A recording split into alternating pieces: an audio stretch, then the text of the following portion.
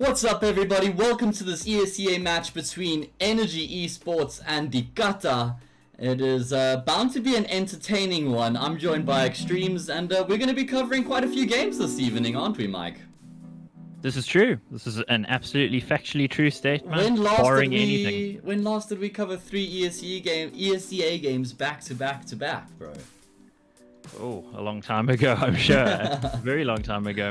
Yeah, it's pretty cool to be back. Had an extended break, which has actually been kind of nice, I guess, to just for me at least to disconnect from South African CS, but still following all the seeing what's actually happening in terms of results. But got to be honest, haven't watched anything. Yeah. So you've been you've just been keeping track of the roster changes and whatnot still.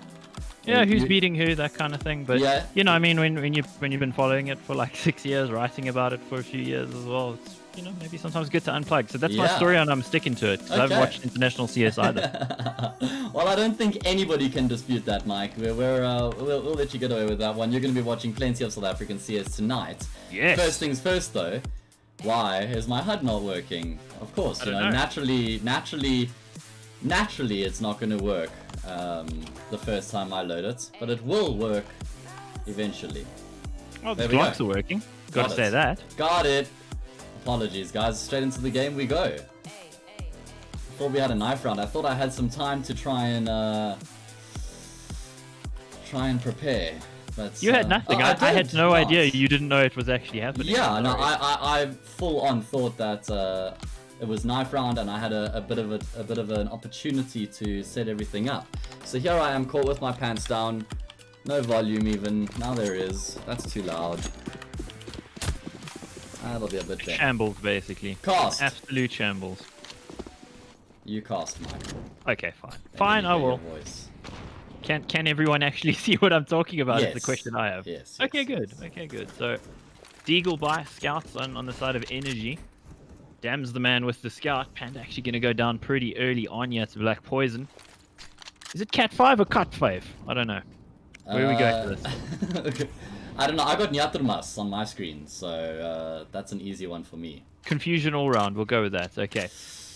So yeah, I'm really digging this new custom HUD, I must say. Obviously, you'll have to look at the stream to get an idea of exactly what it looks like, but it's got some really cool things like the dynamic mini-map. So it zooms in on the one part of the map if all the players who are left alive are over on that side, which is really cool.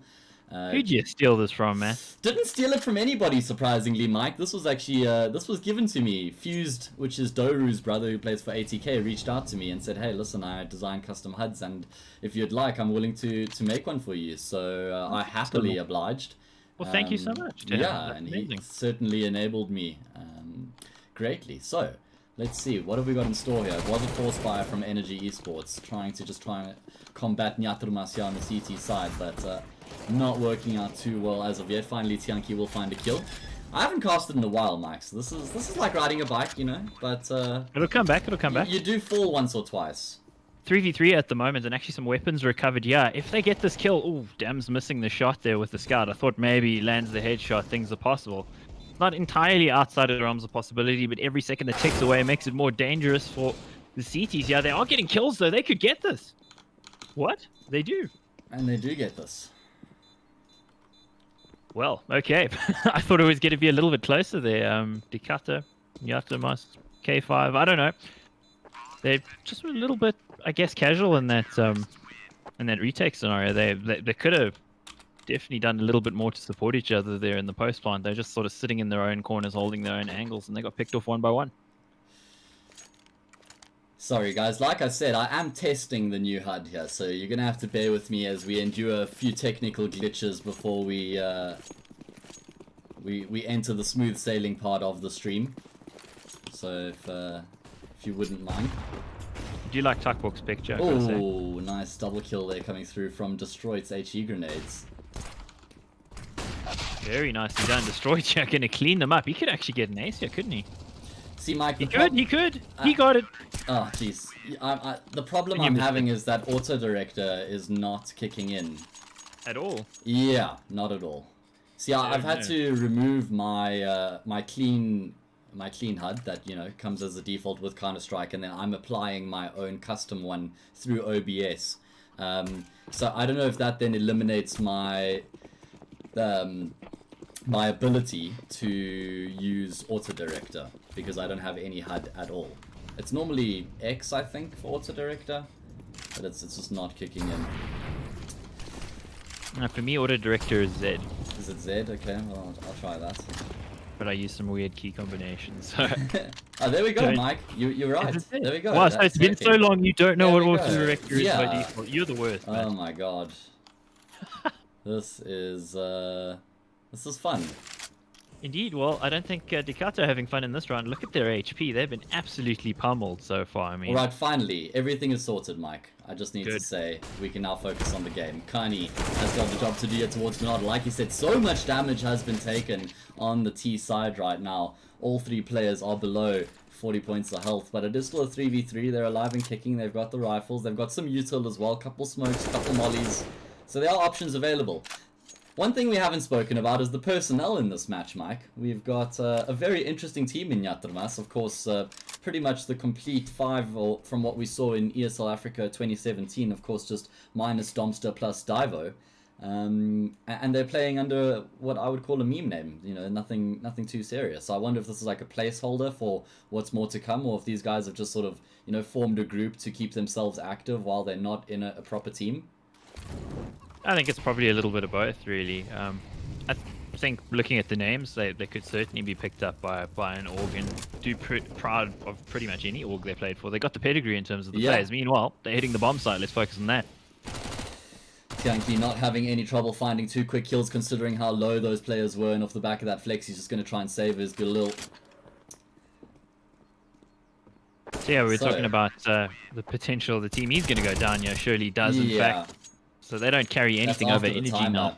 As well, so he's only got $300 in the bank.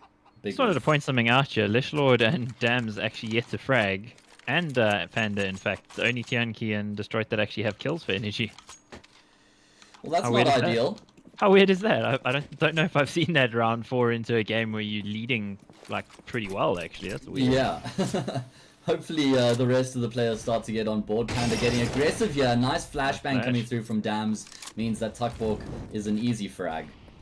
And that's a really nice little early bit of aggression there. Not completely necessary considering they're playing against the eco round. And sometimes that can cost you. But they're also mopping up. Making sure that Nyatrumas or Dikata, rather, don't have any chance to make something cheeky happen in this round. So for anybody who's wondering, their name is Dikata on ESEA, but in the Inkosi Super Cup, they've been playing under Nyatrumas, so they go by multiple names. So I need to message one of them and ask them what their name actually is. I think, I'm not sure that they even know what their name actually is, to be honest. Identity crisis, eh? So, this energy team is an interesting one. Of course, the roster was overhauled from 2019, the one that was led by ADM, that won Comic-Con. Not one player remaining, and Panda, moving back from Australia to South Africa, is now the captain of this team. And a couple other household names in Lichlord and Tianki joining in there, bringing some welcome experience. Destroyed one of the promising prospects of 2019, and then Dam, somebody who I haven't seen too much of in the upper echelon of South African CS. Nice first pick there by Panda with the AWP. Kind of surprised that caught back the poison. It's kind of a trick that he used to like to do. Yeah, generally those are the tricks that you're most aware of. So what do you make of this energy team? Kind of interesting to me that Energy, you know, despite winning with so many different combinations of players, never seem to manage to keep the players. I don't know why that is. Because I mean, it's a good org. The owner, Kaz, runs a pretty tight ship, very cool guy. So I think it's just unfortunate circumstances that's sort of repeatedly happened to them in the off season. The team gets picked apart, players go elsewhere. Yeah. And then start again. But somehow they always seem to be in with a shot, and they're definitely in with the shot in ESEA at the moment. They're joined top of the log at the moment. Yeah, so. Early days, of course, but they have shown some good form. This would be a good victory if they could pick this up. Remember, it is just a best of one, so getting off to a good start is vital, and that's exactly what they've done here. How do they use this one-man advantage which Panda secured at the start of the round? Nyatrumas showing some presence towards B, but before long going to congregate towards the say bomb site, use all the resources they have, which isn't much. They only have 2 more smokes and an HE grenade to their name.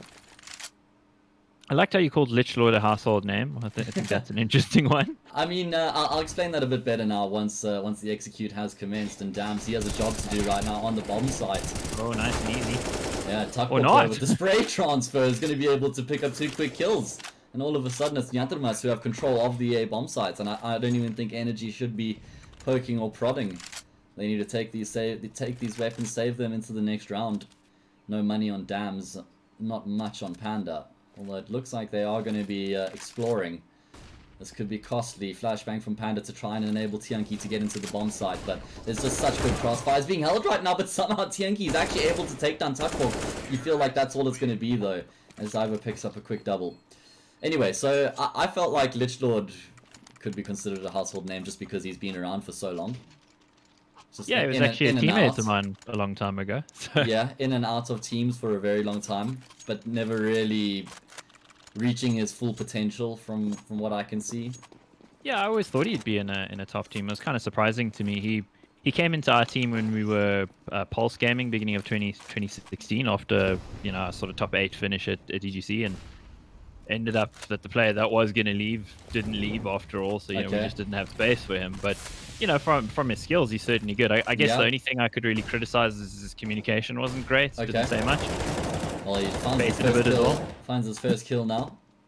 Was a bit of a beta as well, and that's coming from me, the Uber beta of Uber betas. So. That's saying something. He's dancing with death there, probably hanging around a bit later or longer than he needed to. Not a fan of that when you have 2 players aggressively towards the top of Banana. One player drops back onto the site and the other hangs around. You either both need to commit or both fall back. Yeah, I totally agree. But, I think, he was super young at the time, so that kind of thing isn't necessarily insurmountable. I just always thought he would be going far, because I remember at the end of 2015 him playing for DC at that one LAN, and he looked so good there. So, I hope in this team he can find a home, he can get going and actually be a household name, so to speak, as, a player that's really got the potential is actually fulfilling it. Panda now should be able to find Flexi. Shadow betraying Flexi, but then, jeez, how does Panda live through that? Dams is going to be able to capitalize though, and he does get the kill in the end. So once again, it's Energy who are finding the opening picks in the round, and they've forced Nyatrmas to take it late. The remaining 3 players going to execute towards the same bomb site. Tuckbook not spotting out Destroyed above the smoke, using the angle perfectly, and Panda's going to go vertical as well as he gets the double, mopping up the players. Interesting to see a couple M4A1Ss being used there. I saw both Panda and Destroyed with one. So that's something to note. Yeah, I gotta say, actually, I played a hell of a lot of Counter-Strike during lockdown. Yeah. Because I haven't watched a lot, but I played a lot across all my 5 accounts or whatever. And I think the financial benefits of the M4A1S is actually really cool, because it does put you in the situation where, like when you're on the T side, you're struggling for money, but you got 3,700, you can buy the nades there. Yeah. Of course, this is a save round, so I'm not going to worry too much about it. But no, like as a CT, with minimal money as well, as long as you're not buying head armor, you can pretty much buy a primary rifle, even if you starve for money. Which, changes the dynamic a little bit. Of course. And I quite like that. Yeah, of course, people's biggest gripe with the weapon is that the fire rate's not exactly where they want it to be. Slightly low. Well, coming from the era of the M4 being a rapid-fire laser beam in 2014, 2015, I mean, it was so good. I think that weapon is partially why CS was so CT-sided at the time. Yeah, that could be a good point. I don't think it can ever be that again. I think where it's at right now is pretty balanced. That's not so balanced, though. Black Poison popping head. He didn't expect the second person to be coming through, though. He destroys Panda, but Dam's right there behind him to trade it out. So not a bad result in the end, but I think Nyatrmas will be the happier of the 2 teams, considering it's still so early on in the round. 6-2 here, though. Energy are starting to build something on the CT side. They have a decent economy as well here, Mike. They've got full banana control, so they've got information at their disposal. They're not really reacting to the info. They've still committed 2 players towards banana and 2 players towards A. Generally, you'll see the CTs cheat the extra player across, but Tianqi's going to look to get aggressive here, and the timing works out for him. He gets the first, but Flexi's actually able to trade it out, making sure that Nyatrmas do still have a grip on the round. Oh, you hate to see it. It's terrible when that happens to you as a player. You got them at your mercy, and the dude just turns and burns you instantly. Yeah. And he gets one there. Lich Lord now going to have to delay a little bit. Yeah, he's hearing a herd of elephants converging on him. Are they going to go through the smoke? It looks like they will. Going to be able to take down the first. He commits to the spray, and actually does a decent amount of damage to Tuckbook as well. He does get fully blinded, so his options were minimal. We see the dynamic minimap coming into effect. Very nice. I'll look out for that because Yeah. obviously I'm checking out the stream Yeah, on no, the delay. unfortunately for you got vanilla, Mike. We got chocolate over here. Oh, nice. Well, Ducati here with two players that are hurting a little bit for HP and Energy got a very good chance here. Just depends on who peeks who at what time. Shot. Destroy it sniffs him out. Diver goes down, and well, Ducati aren't going to benefit in this round, so it will be 7-3 here for Energy. And well, after a fairly rough start, that pistol round was pretty emphatic to Ducati. Beyond that point, it's been pretty much one-way traffic. Yeah, I think that's a fair statement. I'm surprised that Diver was in a slightly forward angle there towards Dark. I think he should have been in the deep corner because then he would have been able to play off of his teammate a bit better. He was exposed before his teammate could do anything about it, so in the end doesn't really amount to much. With the crossfire, 7-2 here, another buy round coming through. Of course, Nyatrumas have got the full loss bonus behind them now. Oh and my looks like they goodness. want to try change the pace up, but they just catch shrapnel. And I don't know why they didn't expect that, because Energy have thrown that grenade literally at the start of every single round. Black Poison going to find one, but the frags going Energy's way there. After Panda able to repeat, he finds himself a third already in the round, and Kani now the only player remaining. He's at least been able to get on towards the A-bomb side. He's going to try force the issue, but he gets taken down by Panda as well.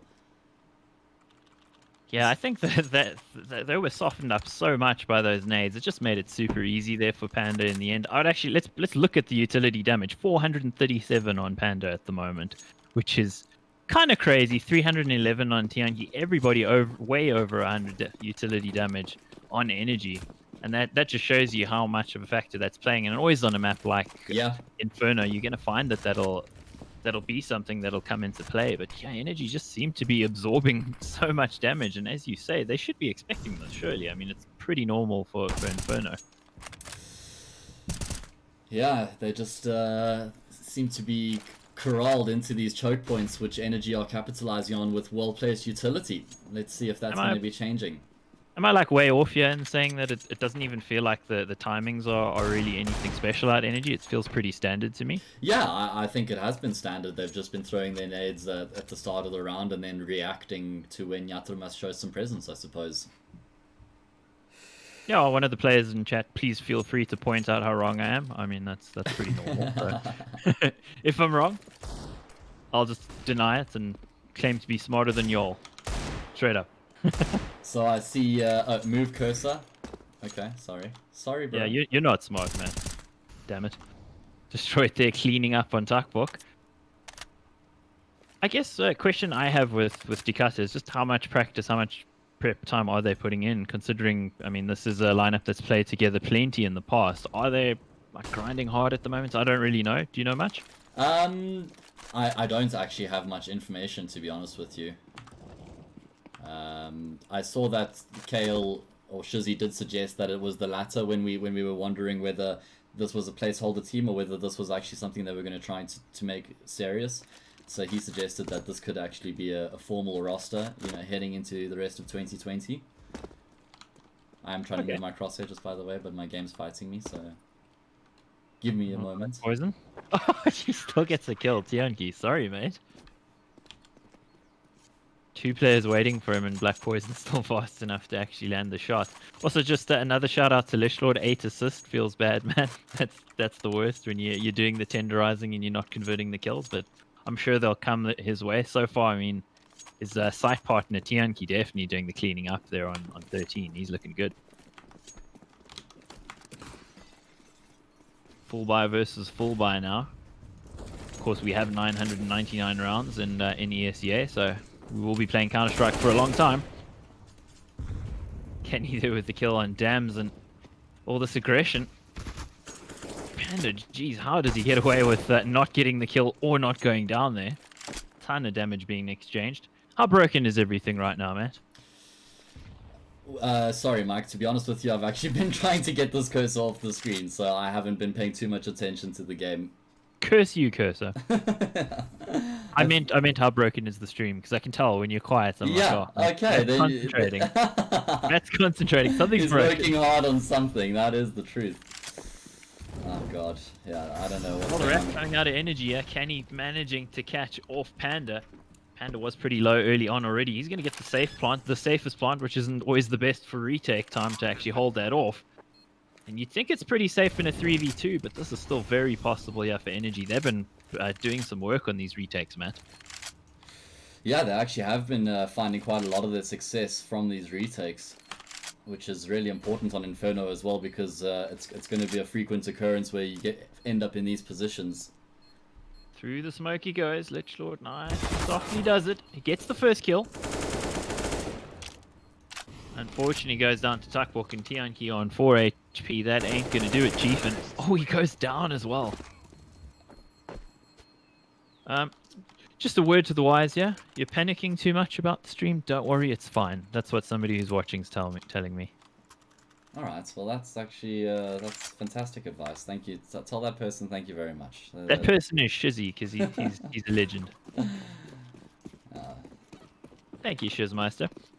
Okay, like you said, it's hooked. There's nothing I can do about it. So now I'm just going to fixate on it for the rest of the stream. It's just going to have this beautiful crosshair in the middle of the screen.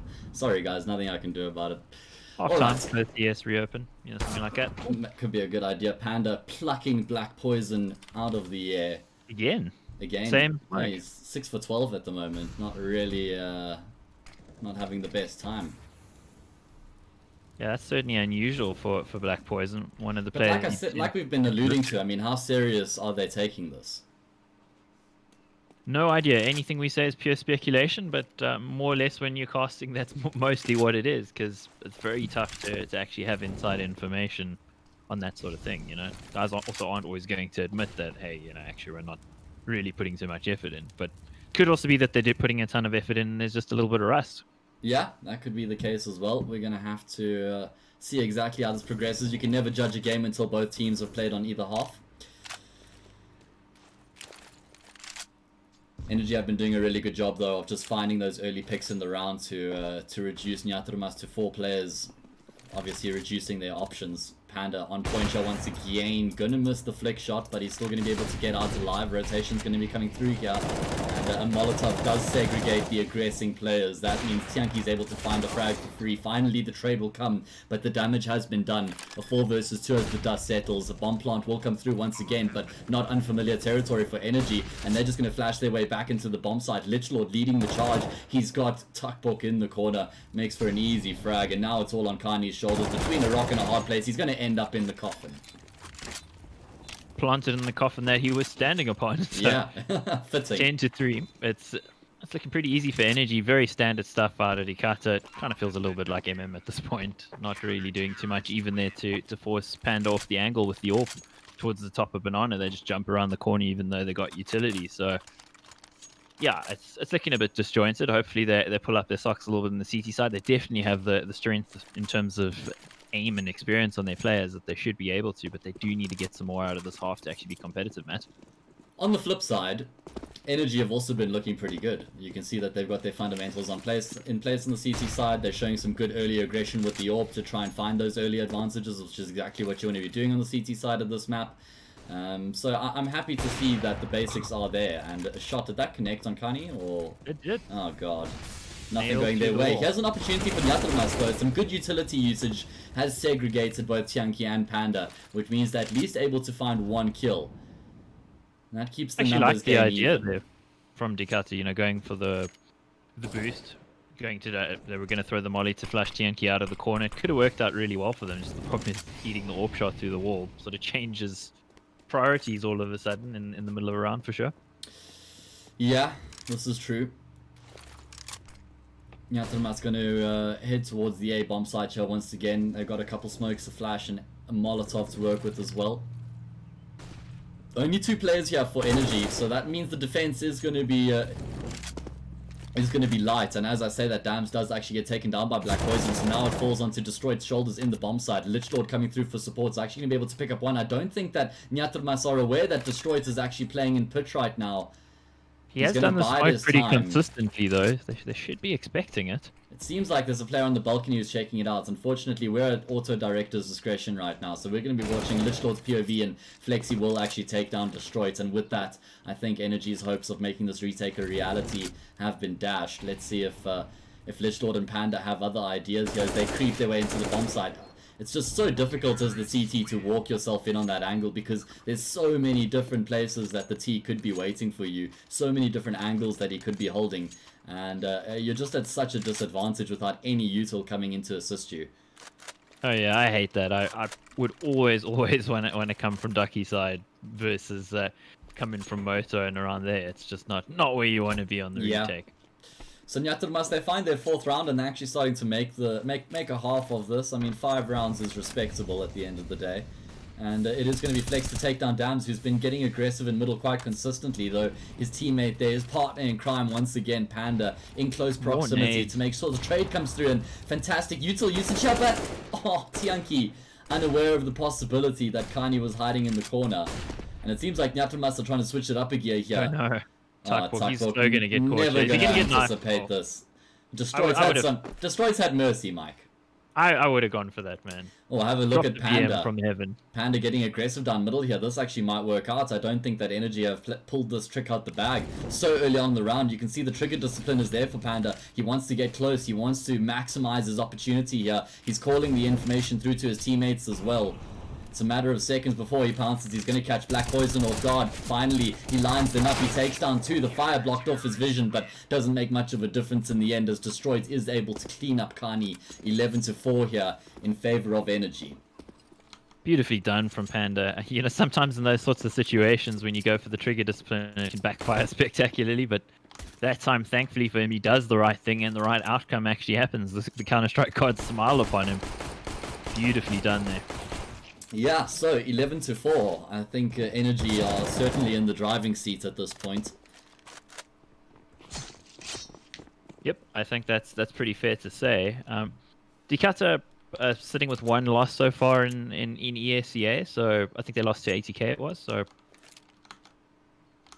near the top, but not quite at the top where Energy are at the moment. But I imagine they're still very much in playoff contention, but it certainly helped them out at this early stage of the season if they were able to put one over Energy. Yeah, that's They're old true. org. Pretty much everyone in the team's old org. Yeah, I think most people in South Africa can say that, though, somewhere along the line.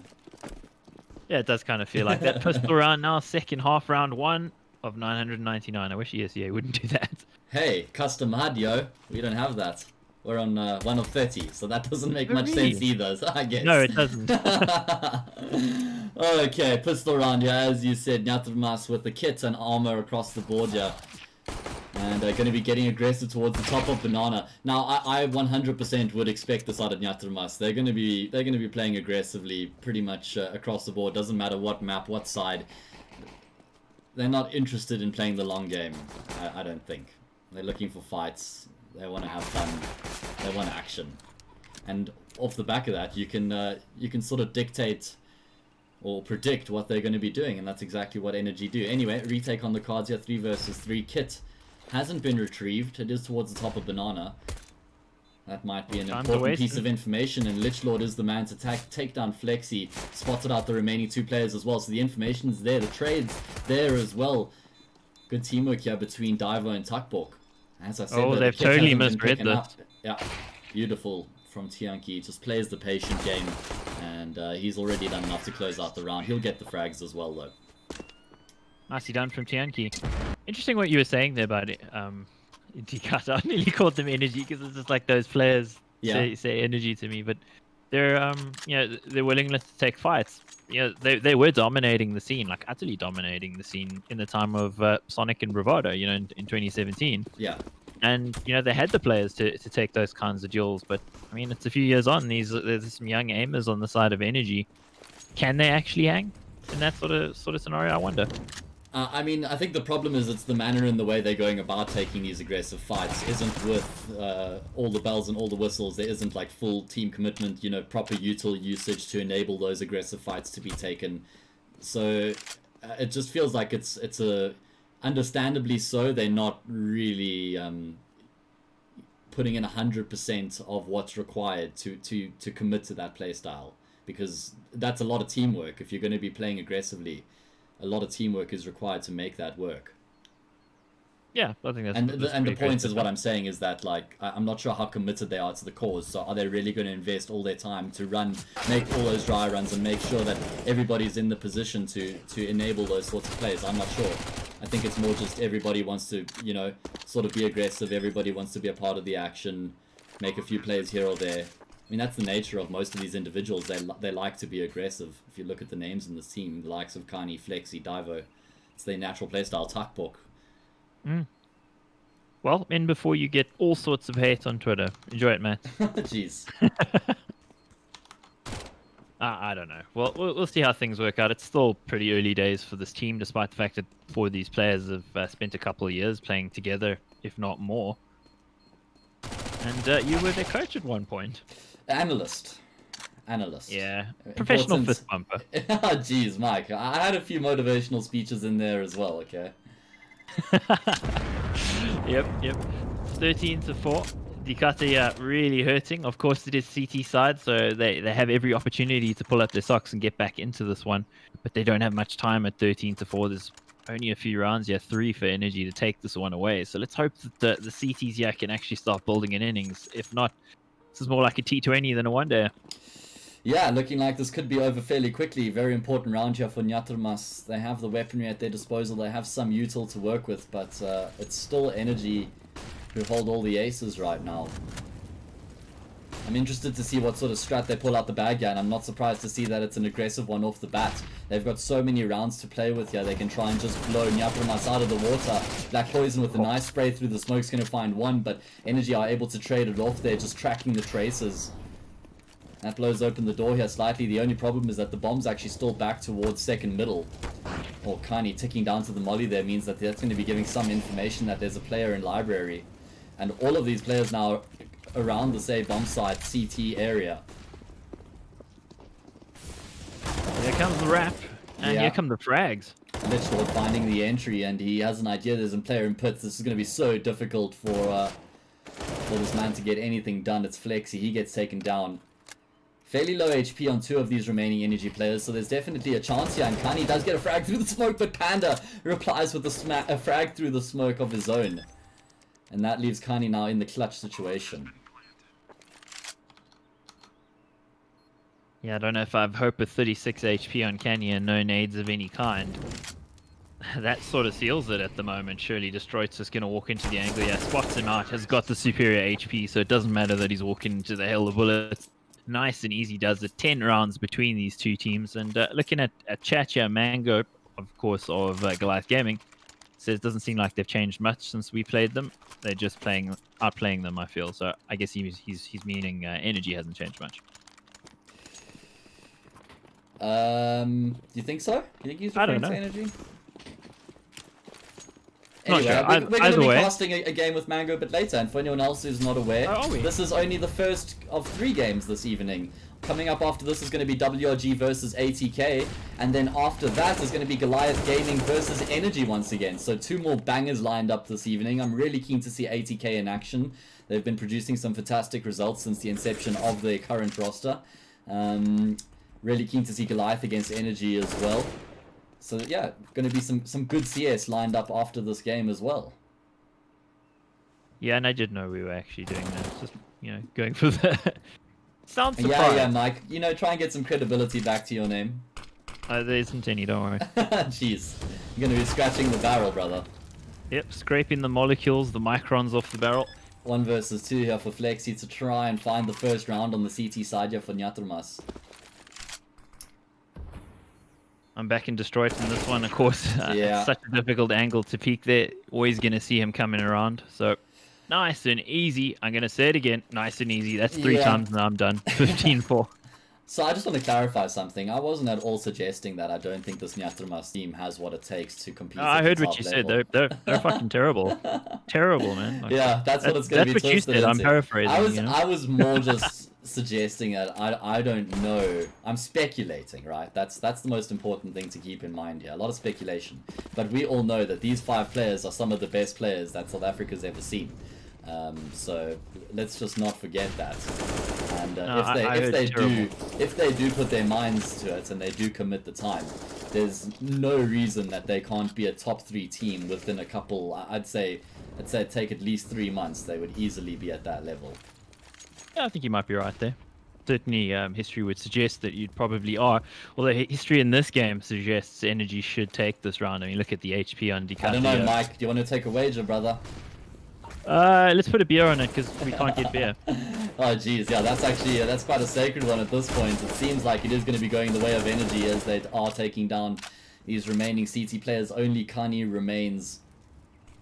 And he has to clutch this one to keep his team in the game. They also have an idea of where he is.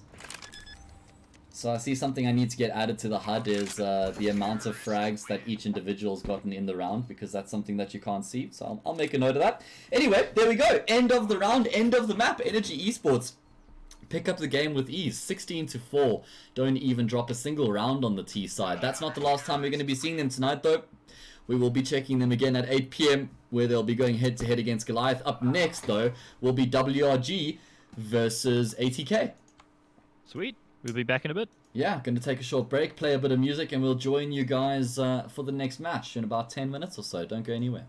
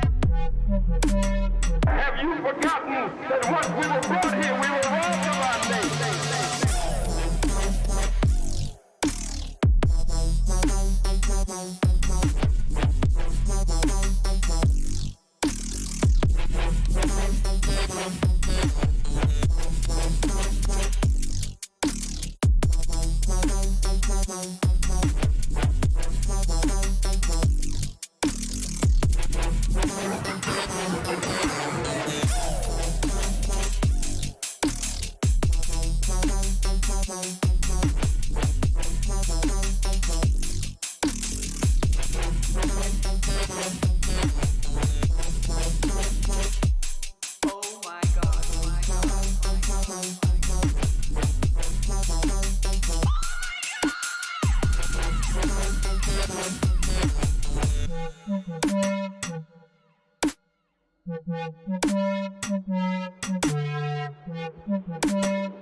you forgotten that once we were brought here, we were robbed of our nation? Robbed of our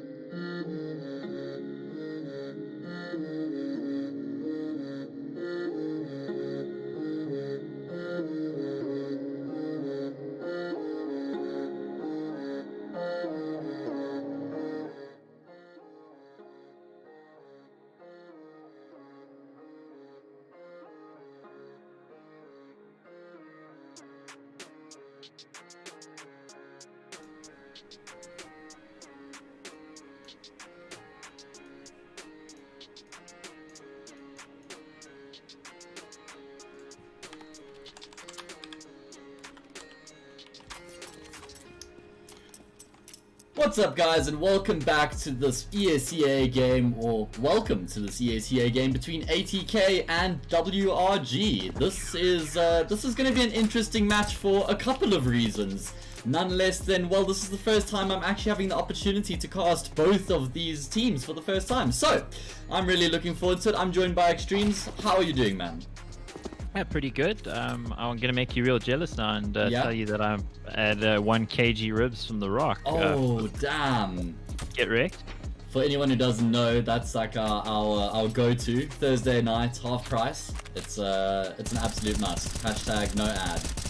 Yeah, usually you get a free beer as well for 149 with the kg of ribs, but no beer. These days you're paying 149 per beer. Yep. It's still crazy, but yeah, I didn't tell you in the previous one. Didn't want to ruin your night before it started. Now that we've hit the middle, you know, solidly, just bring it out, make Matt jealous. Yeah.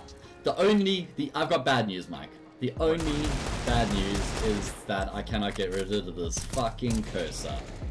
So, he's here to stay. He's our friend. He's our friend, and he's going to be gracing us with his presence for the rest of the evening. Hello, friendo. Exactly. So, the first person who says something about it in chat will receive the ban hammer. Kappa. Okay, fair enough. White Rabbit Gaming versus ATK. Of course, ATK's team, every single player there is from America. Never heard of them in South Africa before. yeah, American flag on ESEA, confirmed. Yep, absolutely. Missed them not from Durban, definitely from Myrtle Beach, South Carolina. Jeez, bro, you even got your locations on lockdown. I like it. See, you heard me hitch there because I was like, do I go with something people have heard of, or do I show my superior knowledge of? Oh yeah, and really go for that place no one's ever heard of before. Myrtle Beach is a nice place. I can tell you all sorts of facts because actually I have a friend called Patrick who lives there. I thought you were gonna go like Miami Beach, maybe. No, because you've heard that. Yeah, fair enough. So what I haven't heard is the start of a game yet. We're waiting for Fady.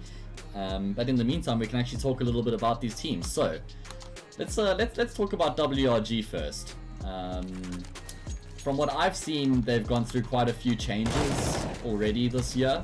I'm not sure how set they are on their personnel right now. There are a few names which have been around for a few longer than others. Of course, Zio and Spaz from the original team that we saw last year. And then Turts, Narf, and Casimir, who's made a return to competitive CS, has joined the team as well. So what do you make of those names? Well, I mean, Zio, I think we could start with definitely a player who's been there, done that, and maybe done it 3 times at this point. Got a few t-shirts.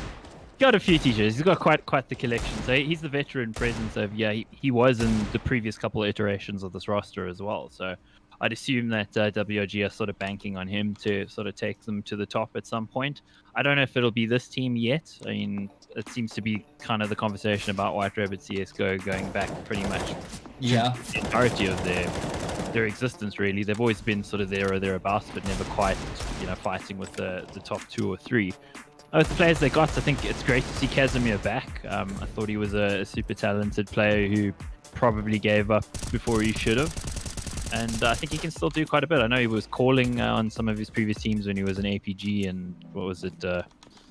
Ventus Red and all those teams a few years ago. So he was like hard carrying on the fragging and calling. So that always tells you that the player's there's definitely something to him. Yeah.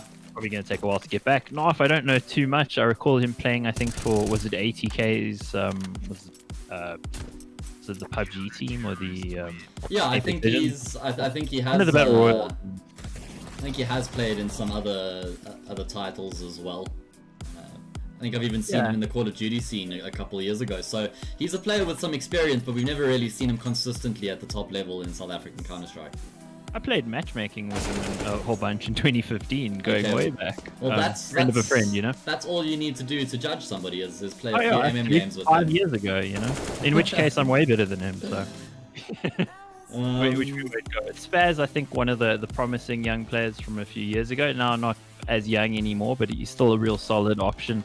Turtle, also a guy you'd consider a solid option in pretty much any team. He was sort of a star on the rise going back 4 years, maybe, but I think now you could kind of categorize him as one of those players who's always going to be decently competitive, or win you a few clutches, will do exactly what he needs to do.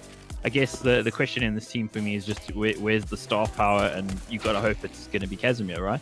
Yeah, I suppose so, which is probably asking quite a lot from a guy who's just come out of retirement. It's going to take him a while to get back to his previous level, if not above that.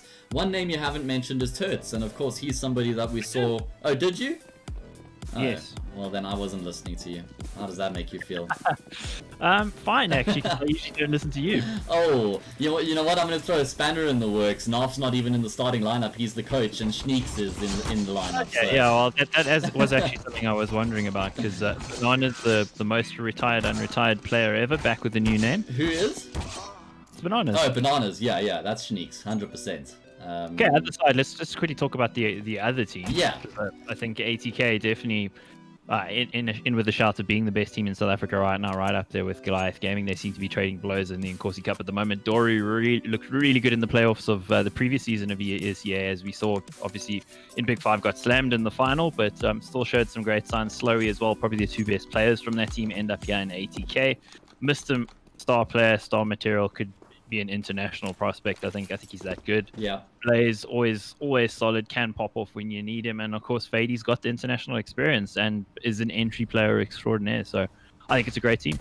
Beautiful strat coming out ATK, even though they're first, or rather from WRG. I need to switch this HUD around because I'm confusing myself. Blaze plucks Casimir out of the air. And I thought this was a good call coming out of WRG, and it may still be. Nice little double kill there from Schneeks. He could be another player where they could find some star power if he finds his form. That does actually answer the question that we were asking. Fady sends him into another dimension with that one tap, and they know exactly where the final player is, and he's been completely blinded up. So Mistim will find a second kill in the round. I'm going to use this opportunity to quickly switch the HUD around. There we go. Everything is as it should be. So, ATK get off to a good start here, and that was fairly easy. Just a couple of simple one-taps coming through shutting down the play there. WRG committing to the fake there towards the A bomb sites, and it worked out pretty well because it immediately pulled 4 players towards that A bomb site from ATK. But what they do and what they've always done is they've just left Blaze in market, and it's something that Blaze even used to do in the energy team with Mr. is he would just sit in market and watch the cross through apartments, not committing to the rotate, and it pays dividends on this occasion. We're going to be seeing WRG going for the force buy here off the back of that plant, so they have a couple rifles and some util to work with, trying to fake some presence towards the top of middle and then commit to the full A execute, or rather not even the full A execute. They got a smoke and a couple flashes to work with. They've got to go now though, because ATK are just about to find out that it's a ruse, and they have already. So just a little bit off with the timing, but actually Sneaks there finding the perfect timing on Fady. This is doable for them. Yeah, it is doable. Zeo landing a nice shot there, going to be keeping the numerical advantage in WRG's favor, and continues to actually take some real estate, not going to be allowing Blaze to get towards the bomb side. It's on Wisdom's shoulders, and he's actually been able to find 2 frags. That's a massive mishap here for WRG. They had such a great hold on the round, and finally he will be shut down by Sneaks. He actually could have been a little bit more patient there, but it's bought enough time for Doru to enter the equation. Zeo going to be committing to the bomb plant here on default. He's got a bit of wiggle room here, considering that Doru's gone through towards connector. Zeo has the Galil, Doru has the FAMAS. So both of these players with some inadequate rifles, and Zeo's going to get aggressive, and he gets the timing. Doru not at all anticipating the push. It didn't seem like it, and Zeo did the right thing there, using his experience. He had to close the distance because, of course, he's on the inferior T rifle, to say the least. Jeez, the Galil's cuck. But had to get up close there in personal, and yep, calls his mother all sorts of names and puts him in the ground. Jeez. I see a question there from Rux. Has Bananas and Zeo been in a team together before in the past? I don't think so, hey Mike. I'm thinking, we saw Bananas in Carbon, we saw him in Flipside, Altitude. We saw him in Altitude, but I don't think we ever saw Zeo in any of those teams. So I think this might be the first time that they're playing in an active roster together, as far as I'm aware. Yeah, I mean, obviously WRG in general, but this team with these names has sort of swirled around with a few different players in the last sort of, shall we say, 6 months. No, I mean, it still feels like it's the beginning of the year, doesn't it? Yeah, nothing's really taken off. Yeah, it does. It's crazy to think that we're hitting the mid-year point in just a couple weeks. So, yeah, it still feels like the year is young, but of course, when life circumstances change as they have, and as drastically as they have, it does kind of mess with all sorts of things. But the great thing with esports, of course, is that it continues, and it can continue versus physical sports. Yeah. And we're going to see quite the game here today between ATK and WRG, especially with how WRG have come back into it so early on.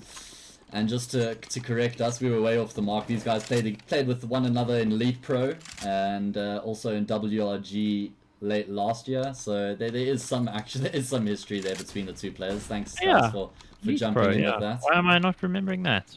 And Tion was in their team as well, so of course he would know. ATK, they've gone for the force buy here. They were burned by the force buy in the previous round, so trying to give WRG a taste of their own medicine here.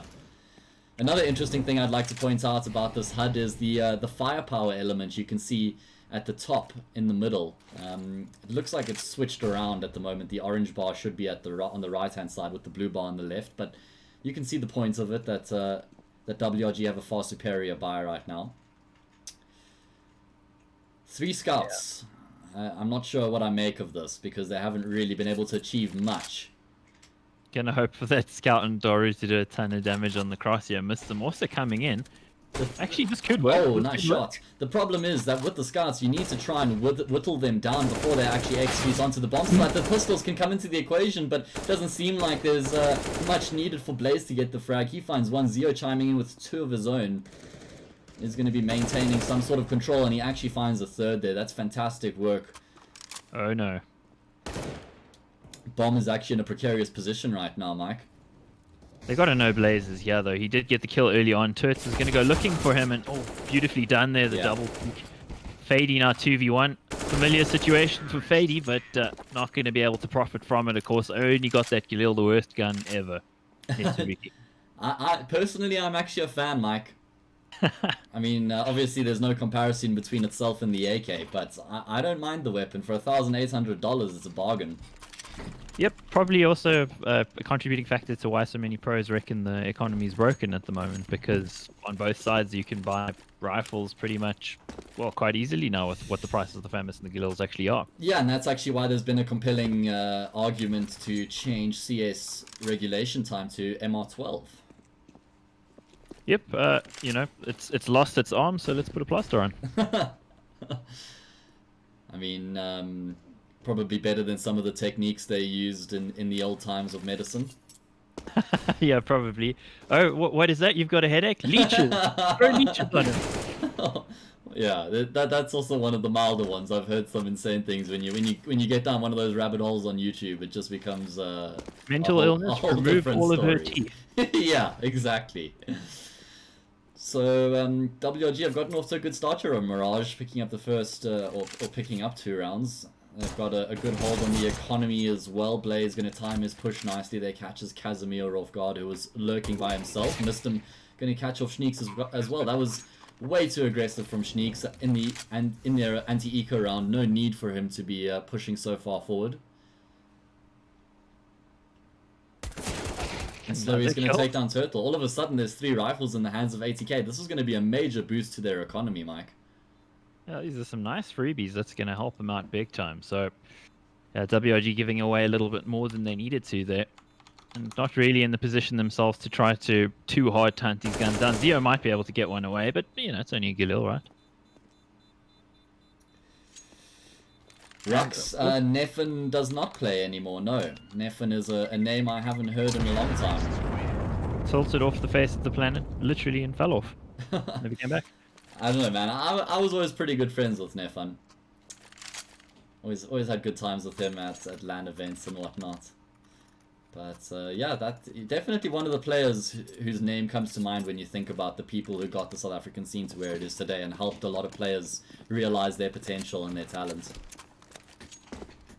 Oh, bit of juggling going on in spawn there. Nefan definitely one of the OG names. Yeah. A big shame he's not around anymore, actually. Yeah. So, it's a buy round here, Mike. One of the first full buy rounds that we've actually had so far in this map. And it's not even really a full buy round when you look at what ATK have at their disposal. A Famas on Doru, no AWP for Slowy.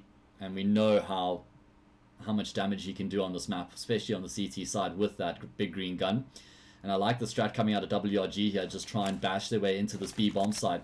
Some well-placed utility. If they can find these 2 quick frags, they can secure the round almost immediately, and Schneeks will take down Doru. Now it's on Blaze's shoulders. He's been in this position before, and he's been able to bail his team out of a sticky situation. He does buy enough time for Fady to get a frag as well, so all of a sudden the numerical advantage is there for ATK, and the support is coming through. Slowy's going to get a pick as well.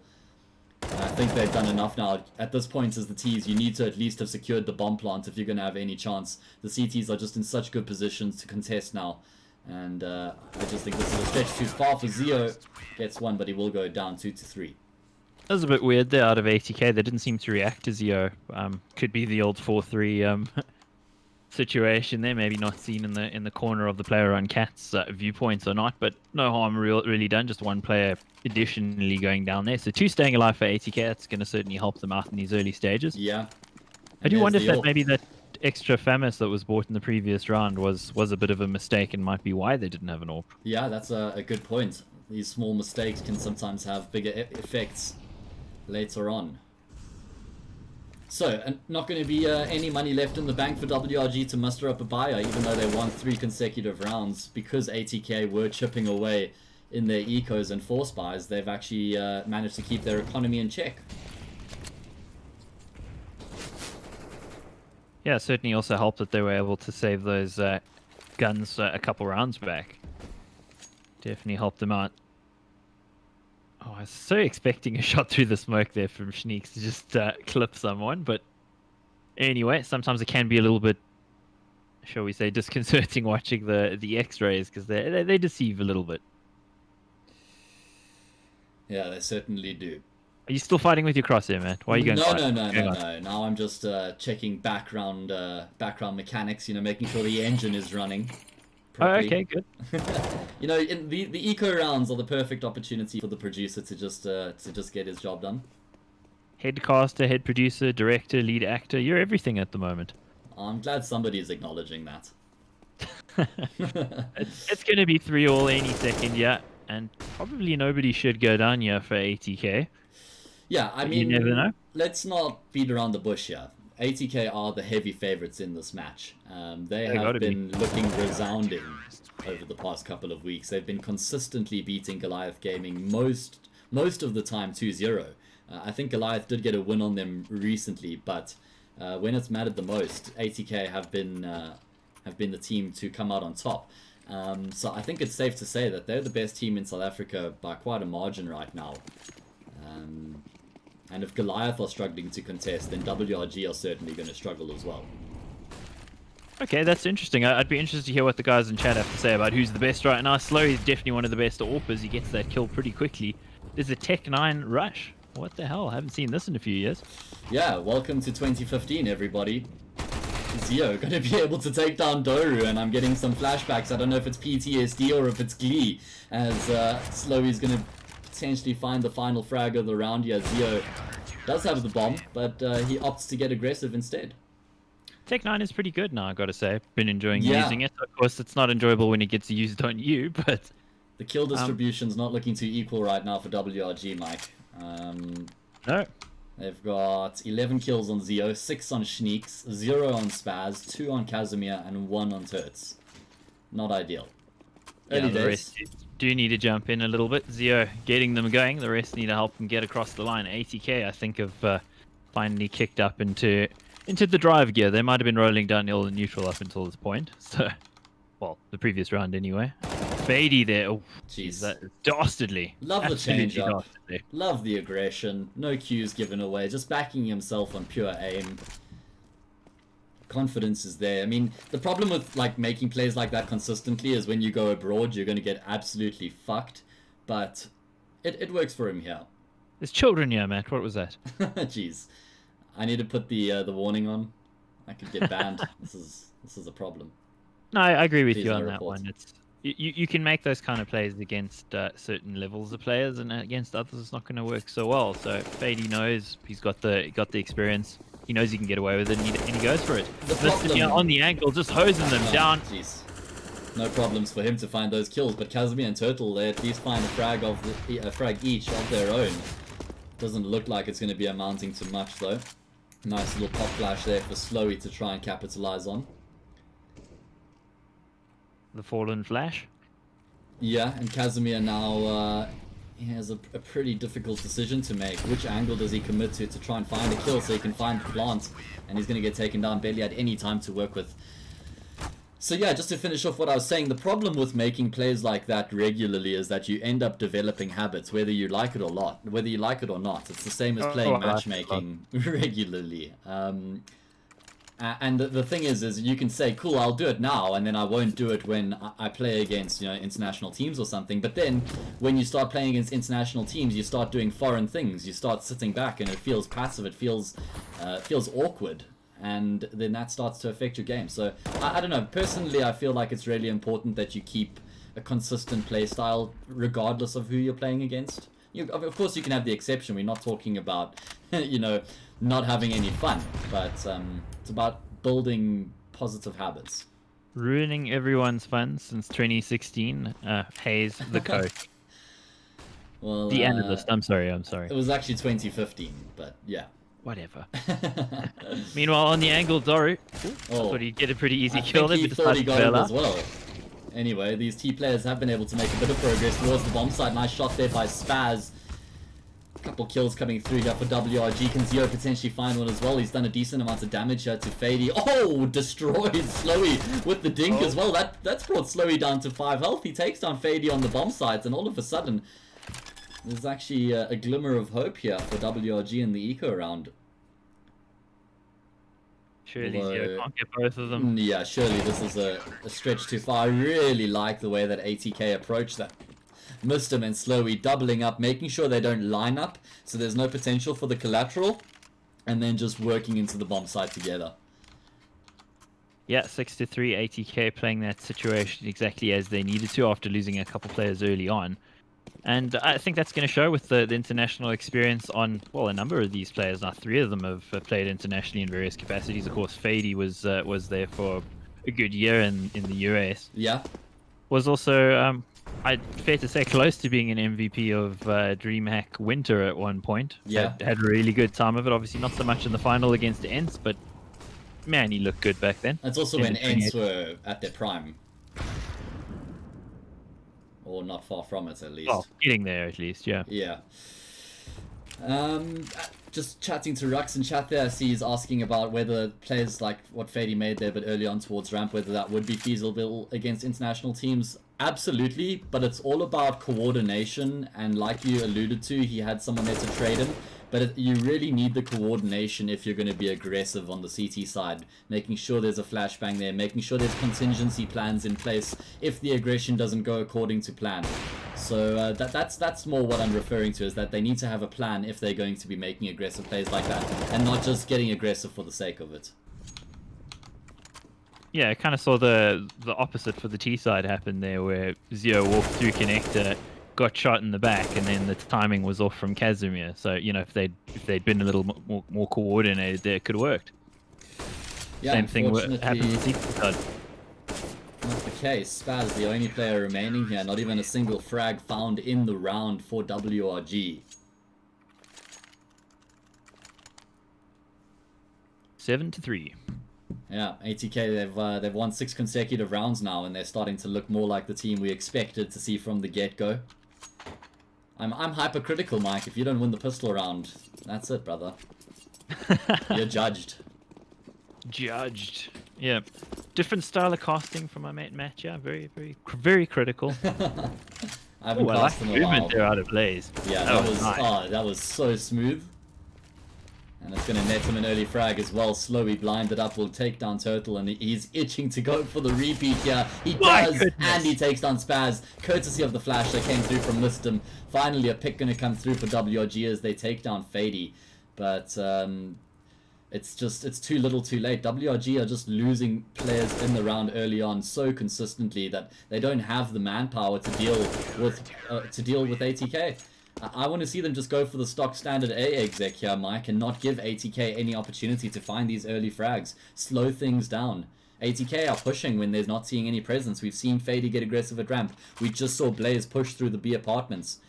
Try and maybe fake them out with a bit of presence towards A. Sit at the back of apps. Wait for Blaze to push through. Looks like they're going to be going for a bit of an A hit here. Of course, this is just an eco, a couple flashes, so... Seems like it's going to be the waterfall out of Palace with courtesy of the flashbang of Zio. And Casimir's got the hero AK as well, so there is some potential for damage in that regard. It's early matchmaking right now. Out we go. There's the flashes. The Stampede comes in. Only 1 kill there for Mistim. He gets overwhelmed pretty quickly. And if they can get a little bit more out of this, this could actually work. It's not the kind of thing that should work, Matt. But yeah. individual plays can make a difference. 4v4, bomb plants, AK retrieve. These guys have armor. That's going to be a really important pick coming through from Slowy, and Spaz feels compelled to make a move. He's going to get taken down by Doru, and moving in tandem are Blaze along with Doru just to make sure that there is no potential for them to lose that part of the map. Slowy just taking his time, timing his peak to perfection, maybe baiting out Fady a little bit, but he gets the kill in the end, so it was with a good intention in mind. That's the right thing, of course, because a lot of players would zoom in there and give away the audio cue, so Yeah. he kind of has to wait on the angle, make sure that he can't get taken down. But yeah, if you're his teammate, it's like, why'd you let me die? Yeah, sometimes you got to be a martyr for the cause, man. Indeed, question in chat, group standings. Well, If you have a look in the channel description, there is a link. indeed. And the verbal version of that is ATK is at the top, tied with 3 other teams, I think. And WRG is, I think, tied 5th with a bunch of other teams, because, of course, there's so many teams tied for 1st. They're 5-1, and ATK is 5-0. And it seems like it's going to be a 6-0 at the end of this game. For anybody who's not aware, there's still another match coming up after this. It's going to be Goliath Gaming versus Energy Esports, a tantalizing prospect. So make sure you stick around for that. It'll be going live at around 8 PM. Definitely incoming some mid-presence coming out of White Rabbit Gaming here. And they've been trying all sorts of things, but have been struggling to make much of it work. And as you say, you almost just want to see them do something fairly default and give it their best. Casimir again off of the timing. Slowly gets 2 for his trouble. Zio finally there with the trade, but he needs to get more than this to open this bomb site up properly, and he does. Yeah. CSGO is having a good game so far, man. Yeah, he really is having a great game. That's his third frag in the round. Finally, he's going to get taken down by Blaze, who then refocuses attention towards B. The info's not fully there yet for ATK as to exactly where the T's are going to be committing. And it's actually works out in Blaze's favor that he commits towards the B bomb site, because it may have led to his demise had he continued to push forward there with WRG controlling snipers. They're now going to refocus their attention towards the A bomb site, both Spaz and Schneeks making their way forward together. With that util, the information is now there for ATK. It is indeed going to be the A bomb plant. And this is actually one of the better positions that WRG have found themselves in recent times. Schneeks making his way back in towards middle. Very defensive from them in the post plant. Spaz is actually still on the bomb, so they could try and work together here, but that smoke is going to be blocking off jungle. Or connector at least, so that does actually segregate them. Dory getting aggressive takes down Spaz, and oh my god, these guys have got a brilliant decision-making process in this post plant. Smoke onto the bomb. Schneeks trying to spray down, and with one of his final bullets, he will connect on Blaze, who had committed to the defuse.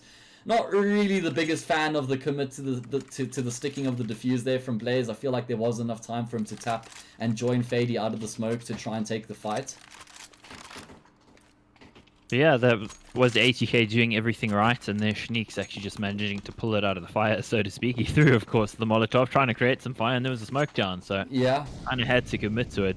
It does work out for them. Probably against the run of play, you got to say, but White Rabbit will take any lifeline they can get given. 9-6 is still a possibility for them here, so they're definitely going to give it their all to do that. And yeah, they're just creeping up ramp at the moment.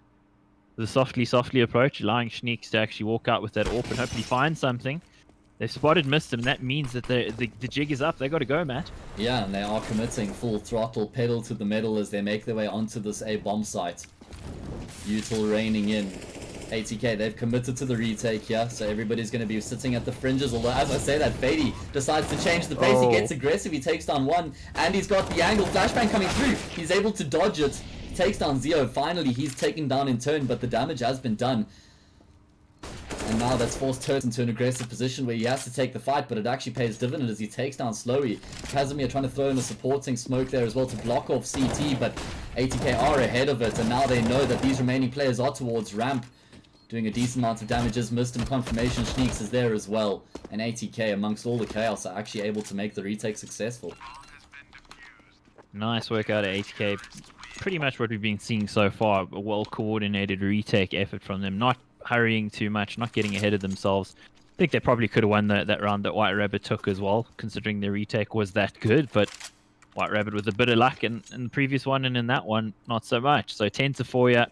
White Rabbit can get 5, and I think they're going to have to, Matt, if they're going to stay in this one. The double AWP in the hands of ATK at the moment, missed him and Slowey.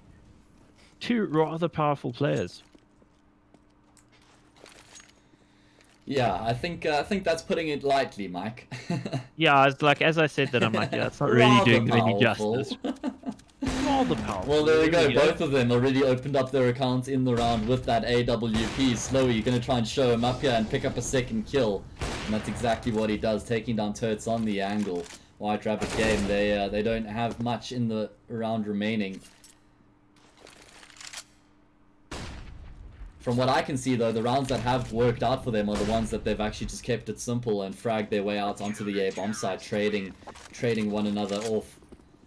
And maybe they should have done that a little bit more often, not try to be so technical with their approach. Yeah, potentially. I mean, the lineup has had some instability and a lot of changes, so I think that can miss a thing. I think they've been playing with this roster for at least, I want to say, 2 months. I could be wrong. I don't know if anybody who's watching can confirm. Oh yeah, it. possibly. Just remember, I still think it's last year. Yeah, 2020 hasn't started yet, guys. It doesn't feel like it anyway. We're in warm-up. Warm-up mode, and we are in warm-up, of course, waiting for the second half to get going. Yeah, ATK looking pretty dominant. Gonna back them, of course. I think everyone was probably backing them going into this game. But at the same time, I think WRG did have a few opportunities. It just feels like, you know, as you were saying, maybe a slight change in their approach there could actually reap a little bit more dividends than they got. And of course, Spaz and Turts and Casimir all struggling for frags there, which I think between those three players, they've got the pedigree to do better, and they're going to be looking to do that in this half. Meanwhile, if we look at the frags on the other side, 19 on Mistum, 17 on Slurry. Those men are going crazy. As always. To be expected. To be expected. And we're going to be seeing ATK getting very aggressive towards the say bomb site right now. Zio is forced off the angle. He's going to have to get a little more passive and wait for his teammates to come through, but he doesn't have any room to get passive. Slowly suffocates him and takes his head clean off. Schneeks was at least able to find one shot through the smoke, and ATK, they're going to get aggressive towards CT, but Spaz is able to find a kill completely blind. Turts gets a frag of his own, and all of a sudden it's WRG who hold all the aces in the retake. They just need to find these frags now to complement their position, and surely there's no way Doru wins this one out. And in fact, it will be WRG taking the pistol round. Well, we mentioned Spaz and Turtle there in the context of maybe not having such a good first half, and then they clean up nicely in the second. So hopefully that's the kind of start that they needed to get a little bit of confidence and to get into this game. CT-sided players, man. Must be. That's what I tell myself, depending on how I'm doing. Yeah. No, you're a T I'm a and a T-sided CT. player. Yeah, exactly. It's all about the situation. All right, Exactly, so whatever you got to tell yourself. just like we saw in the first half, after the T side lost the pistol round, they did manage to get a bomb plant. They went for the force buy, and WRG, they won that force buy on their T side. ATK, they've got the force buy in their hands this time. AK 2 Galils, quite a lot of util to complement those weapons as well. And when you've got so many rounds on the board to play with, I think this is the right decision to make. Yeah, I think potentially it could work out for them. Blaze and Fady with those AKs. Schneek's getting the better of that duel, actually. Fady needs to do something with the AK, because that's going to open things up for them, potentially. Oh no. Oh no, Spaz, one of those days. At least it's not going to be affecting the round that much, considering ATK are making their way towards the A bomb site. Turts tries to get out of dodge, but Fady rather had him on lockdown. So that's now the A bomb site in control of the T side. I don't think we're allowed to use that term anymore, Matt. Everyone's sick of it. Yeah, probably Blaze there with the kill on Zio, taking out the top fragger from WRG. It's now a 3v2. The HP favors White Rabbit, but they don't have the numbers. Yeah, they have a kit on Spaz at least, but they need to find something soon to try and solidify their position in this retake. And the frag does come through for Spaz, and they've done a decent amount of damage, or at least a bit of damage onto Doru, but it's not enough, as he does still take down Spaz in the process, leaving Casimir by himself, and he's got no option but to go for the save. So ATK, with their force buy, gets straight back to their winning ways, Mike. That's both times now we've seen the CT side win the pistol round and then lose to the force following up. Damned Americans, they got to win everything, right? Oh, guys, for anyone who doesn't get his reference, which is probably everybody watching this stream, ATK have an American flag on ESEA. Yeah, you don't see it, unfortunately, on your side. Or fortunately, shall we say, because we got that beautiful custom HUD going on, of course, on the stream. I'm watching GoTV, which, of course, says ATK is American, so... Yeah, that's quite an interesting one. Looks like they're going to be faking some early aggression towards the B bomb site. Mistum pushing up by himself and slowly supporting him with some util, and Mistum is going to commit to the cause here. He catches Zio completely unawares, and the rotations are coming through thick and fast from the CT side, and that's created for a vacant A bomb site into which ATK are waltzing right now, Mike. They are licking their lips. Mistum has done his job and then some. How is he even still alive? Finally he goes down, but look at how much control ATK have been able to get as a result. Fady's pushed all the way through. He's going to molly them off. This is a disaster. Yeah, that was some rotation out of White Rabbit there. Fady sold, I'm not what I'm saying, Mistum sold them on that in a big way. Yeah. Possible career in sales after this point. Yeah. Sold them down the Nile River, brother. Does seem And like this it. was a force buy as well, by the way. Oi, no, that's not good news for White Rabbit. I'd say almost they're just about done in this game, Matt. Yeah, I think this is going to be a difficult position for them to come back from. Nice shot there from Spaz will give them a slight boost in confidence, but that's all that's going to serve for right now. ATK securing their 13th round. And this is exactly what I expected to see from them when I committed to casting this game. Just a dominant performance, well-oiled machine moving around the map, clear, concise decision-making. Of course, Mistum is the IGL of this team, and he's a youngster. I mean, he's still only, I think, is he 18 yet even? Probably just 18 years old. 18. I mean, I was his teammate, I should know, but... Well, his mom's here, so she can tell us. Well, yeah, that's, I mean, no better person to confirm it, right? Yeah, and it's also cool that he has his family supporting him as strongly as they do, because I think a lot of players probably can't say that, and I think that's a big difference maker to the young man. Yeah. I did wonder whether or not. Oh, gonna make a point there, but Fady making his own points on Casimir. I rule mid.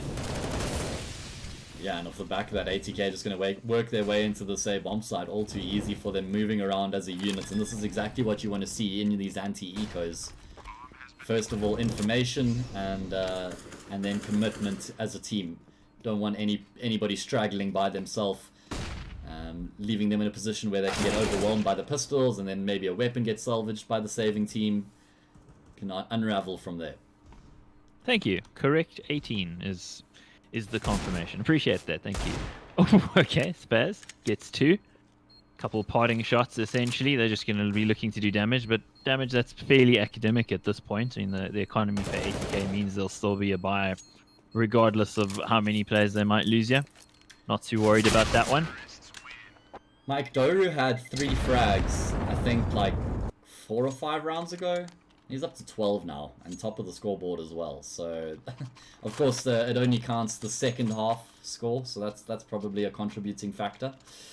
But yeah, this is very dominant from ATK, and this is pretty much. I can tell you what it says now because I can see the actual numbers. Yeah. If you like. You want the frag distribution? Yeah. Well, I can see it as well, but I was talking about the score on the far right. I think that gets reset at halftime. Okay, well, we got to fix all these sorts of things. Doru poking out, yeah, might find himself ahead. Doesn't, in fact. And yeah, thanks Hackham's dad, bravo, for being here. That's really cool. I forgot that you used to be a strong supporter of CS and still are. So great to have you here. And then the other thing in chat, I like the well-oiled machine, lol. Yeah, I was going to point that out at one point. Matt does have a thing about machines and oil. Don't know what it is. Oh, jeez. I mean, Mike, easy, yes, I take you. Striking all my vocabulary off the list. Jesus, Blaze. I thought that was Fady that hit. I thought it was as well. Yeah, me too. I was like, what? You sold me there, Mike. I was like, what? Did he do that? Jeez. 15-5 here, ATK just blowing WRG out of the water right now. And that was their full buy. They didn't even lose a single player. And it's not even like ATK are doing anything too special. They're just walking their way out onto the A bomb site and fragging their way forward.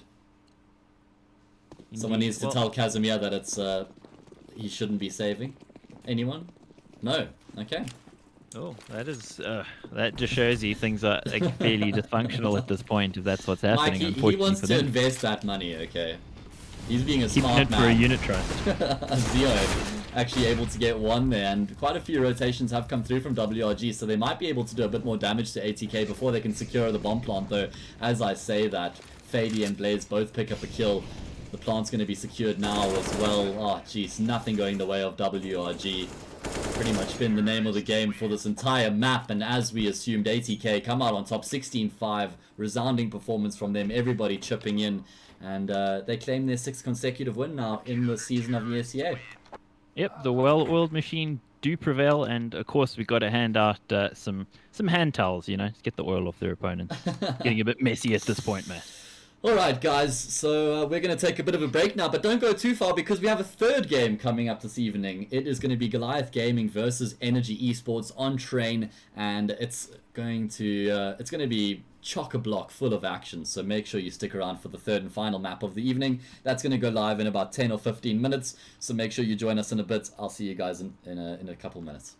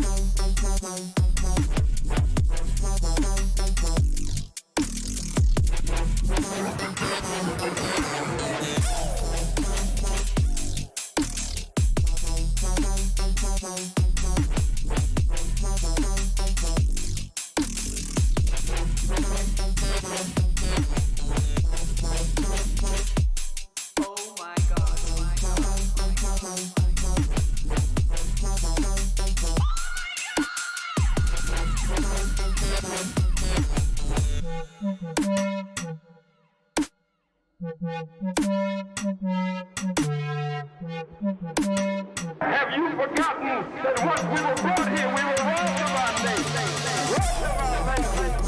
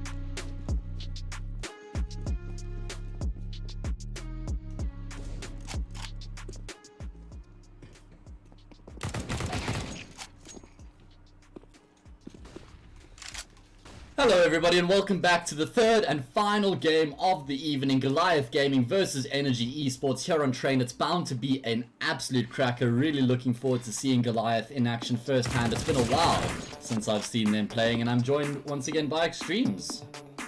Good to be here, Matto. Good to be casting Counter-Strike again after quite a long layoff. You know, we were busy, staying at home, that kind of thing. Oh jeez, Mike, don't make me feel bad. To be fair, I mean, for the past couple of weeks, there wasn't much going on before the leg of VS started, and this ESEA season, it was just the Nkosi Super Cup, and that's not free for anyone to cast, so we've just been biding our time. Biding our time, waiting for the big comeback. Jeez. Was that what we were doing? I can't remember. What were we doing? Gone anywhere? I don't know. Alright, so Goliath Gaming versus Energy here on Train. Traditionally one of Goliath Gaming's stronger maps, especially under Detrony. This is just a map that he's an absolute god on individually and from a team perspective. He calls the sickest strats, gets the sickest reads on the CT side, so I wouldn't be surprised if they... Most fly clothes. Yeah, that guy, right? And he eats at all the chillest restaurants. Not anymore, of course. Yeah. Orders from all the chillest restaurants on Uber Eats. In future years, we will talk of the before times, you know, when you're allowed to do that. Damn, you're ahead of the curve, Mike. Yeah, I'm just trying to get my vocabulary in order. You know, like when your birthday's coming up and you're like, okay, I got to remember this is how old I am going to be. So, you know, I got to like start saying it now so that I don't forget. Jeez. Age is just a number, Mike. It was created to keep you in a specific category. What if I told you that? It wouldn't make any difference, but okay. Hashtag woke. There we go. Nicely done, Matt. Nicely done. So, we have got all 10 players in the server. Goliath, of course, requiring 0 introductions. Nothing has changed since we saw them earlier on this year. And, yeah, I mean, they were dominating the scene until this new ATK roster came around. They were literally just head and shoulders above everybody else. We saw them consistently thrashing Big Five. And then ATK was formed, and Slowy and Doru joined, and that certainly toppled them off their perch. And I think it's forced them to go back to the drawing board a little bit, Mike, and just reevaluate themselves and how they're going to be approaching their matches. And actually, I think it's really healthy for both Goliath and ATK to have their competition between both of them. It's going to be stimulating them and keeping them both constantly working on their game so as not to grow stagnant and fall behind the opposite. Yeah, I gotta agree. I think it's bad for a scene when there's one team that's just super dominant and there isn't really any proper competition, and I think that's kind of where we were heading to before ATK actually picked up the current team. Yeah, obviously the first time we saw them in slightly different composition when they had 10s playing for them on loan from Cloud9 when they went overseas. Yeah, the whole minor thing. But since then, playing in South Africa, it's gone pretty well. They got a coach as well, a guy with some international experience. That's Spray XD, is it? Yeah, that's it. So for them, I think their approach to it is pretty good. They're doing what they need to do to be competitive with Goliath, and as you say, Goliath's probably just gonna have to do something to steal the initiative back. And I think with a guy like ADM in the team, that is very likely. I don't see that he would be content with them not being the best. He's always been super driven. Yeah, exactly. Very good at what he does. So I got to imagine Goliath are going to regain that crown if it has indeed even gone away. I mean, it depends on how much stock you put into the Nkosi Cup results or not. Because of course there's sort of a final of more or less the same teams every week. Yeah, of course that's something that's been up for some discussions on social media over the past couple of weeks, but they have their reasons.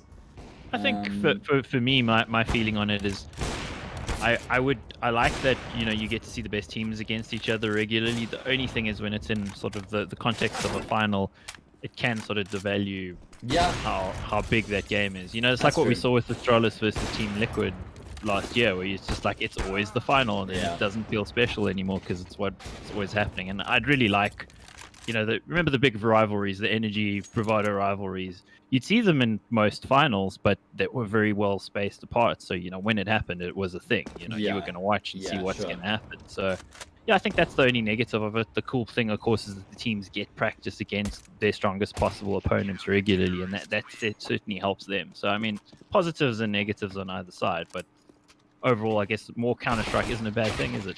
Yeah, I mean, there's 3 different leagues going on at the moment with VS, ESEA, and the Nkosi Super Cup. So these guys have got their plates full in terms of the amount of games that they're going to be playing, especially the top level teams in the country. I was going to say something, and then I was busy drinking coffee while you gave And then me the gap there, Matt. Did you choke on your coffee as well? A little bit. Alright, so we should be underway shortly here. Final map of the evening. Of course, we started off with Energy versus Nyatramas, which Energy won comfortably on Inferno 16-4. Then we just capped off ATK versus WRG, also a very one-sided game. ATK won that 16-5, and now we have the knife round on Train. What do you think is going to be happening here, Mike? Give me your prediction. 5 guys will stab 5 other guys. Okay, and how's this match going to end? Okay, you got to be a bit more specific when you ask questions, Matt. Alright. But how's this match going to end? I think it's going to be a lot closer than what we've seen tonight out of the previous couple of matches. Those were pretty clear winners.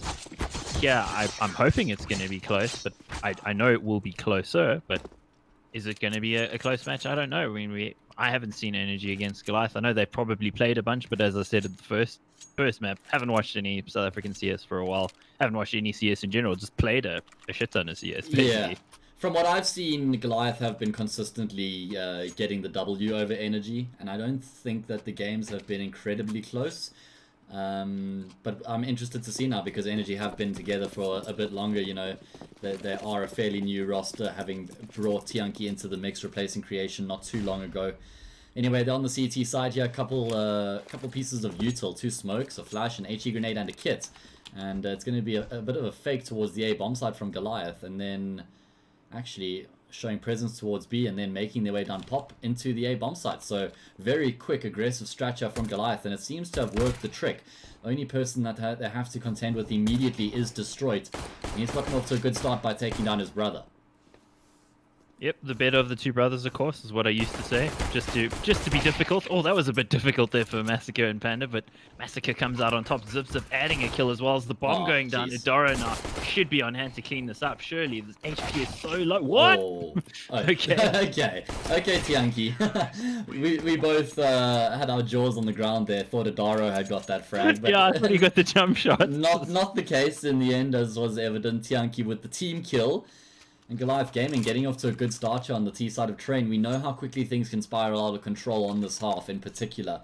If the T's can gain control of the economy and get themselves 4 or 5 rounds early on, it becomes a nightmare for the CT side. Yes, indeed it does. And CT, of course, the side you'd expect to see the stronger on this map, but economy, it's tough. It's a tough life. Matchmaking strat coming out. Yeah, all 5 Energy players pushing their way down Ivy. Working. Jeez, nice shots from Panda.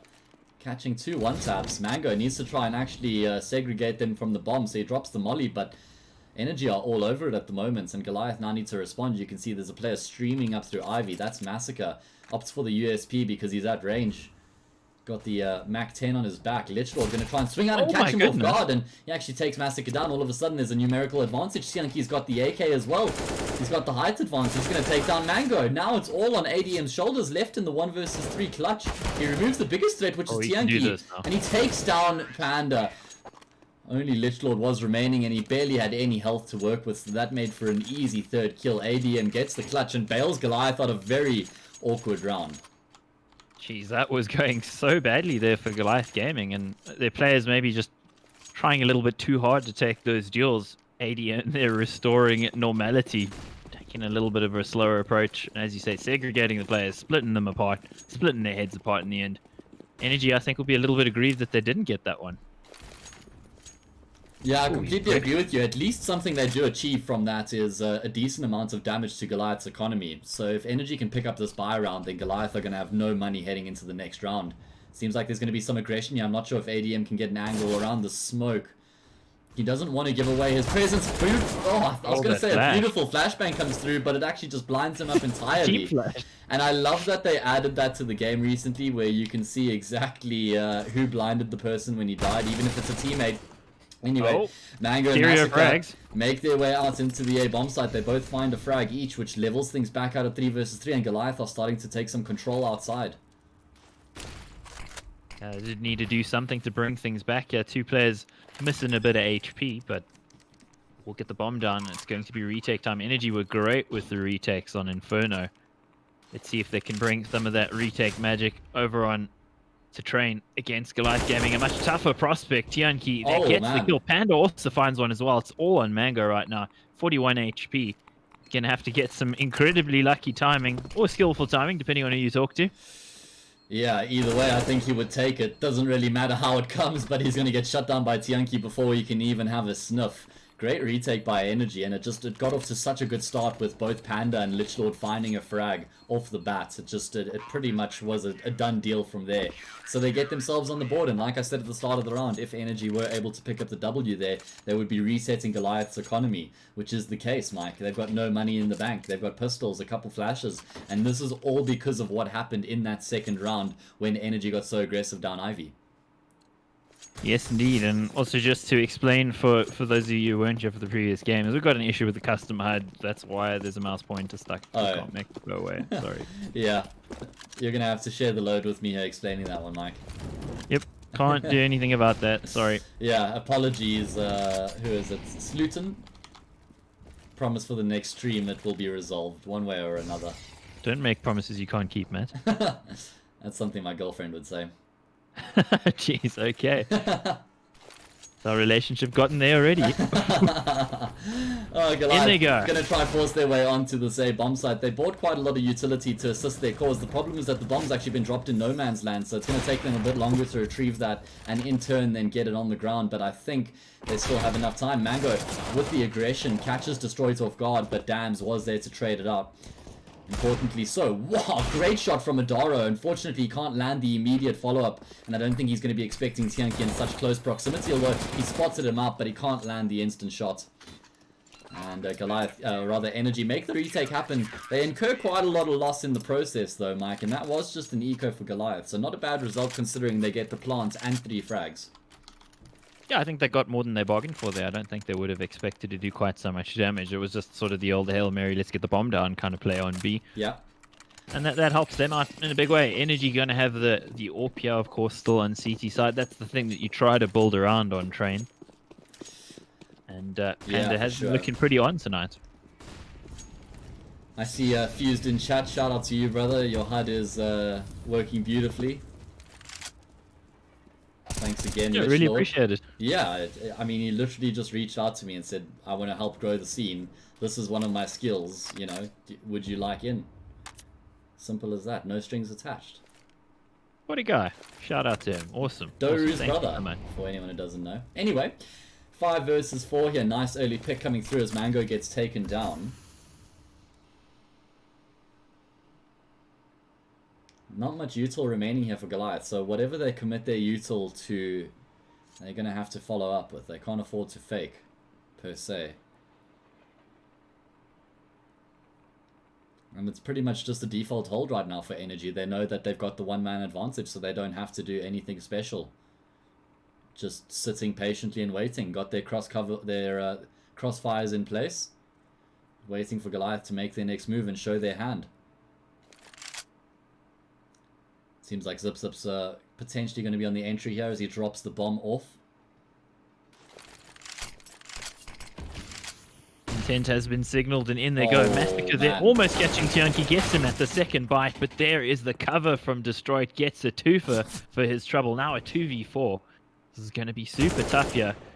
ADM with a quick couple of kills for ADM and Zip Zip. Suddenly doable, but time's a wasting, Matt. Yeah, 12 seconds left, and Panda lands the imperative shot. They're taking down Zip Zip. That drops the bomb on the deck as well. So with only 7 seconds left, ADM has no choice here but to try and save his rifle. Such a vital frag coming through there from Panda to drop that bomb carrier. And ADM needs to stay alive here, and he might actually have to take a fight, and he will come out on top of Lich Lord. Not the biggest fan of Lich Lord's decision there to get aggressive, especially considering that the economy is so vital. But anyway.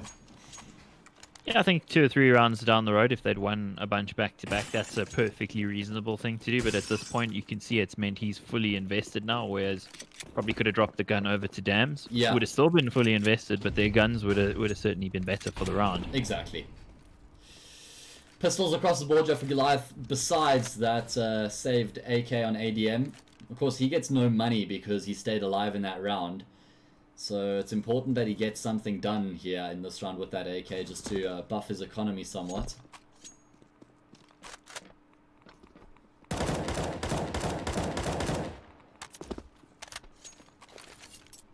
Just got the Deagles and the single AK on in the hands of Goliath, but these guns can certainly do a ton of damage. Oh, timing shot, I was waiting for it, but doesn't actually happen. Destroyed here. Dishing out a little bit of damage, but not actually landing any, but taking a bunch for his trouble. Dams has been revealed with that kill, but thankfully the molly there from Lichlord to actually stop GG from being able to take advantage of that information. Yeah, Goliath taking their time right now. Again, they're going to be making their way towards Ivy. That's where the 3 pistol players are, and then it's ADM with the AK towards A main. I'm not a big fan of this, because if ADM goes down here, there's no opportunity for them to recycle that AK. So it's pretty much do or die. They're going to make their way out of Ivy and actually trade Tianki out. That's not a bad result. ADM able to pounce off the back of that. Distraction was caused and he capitalized.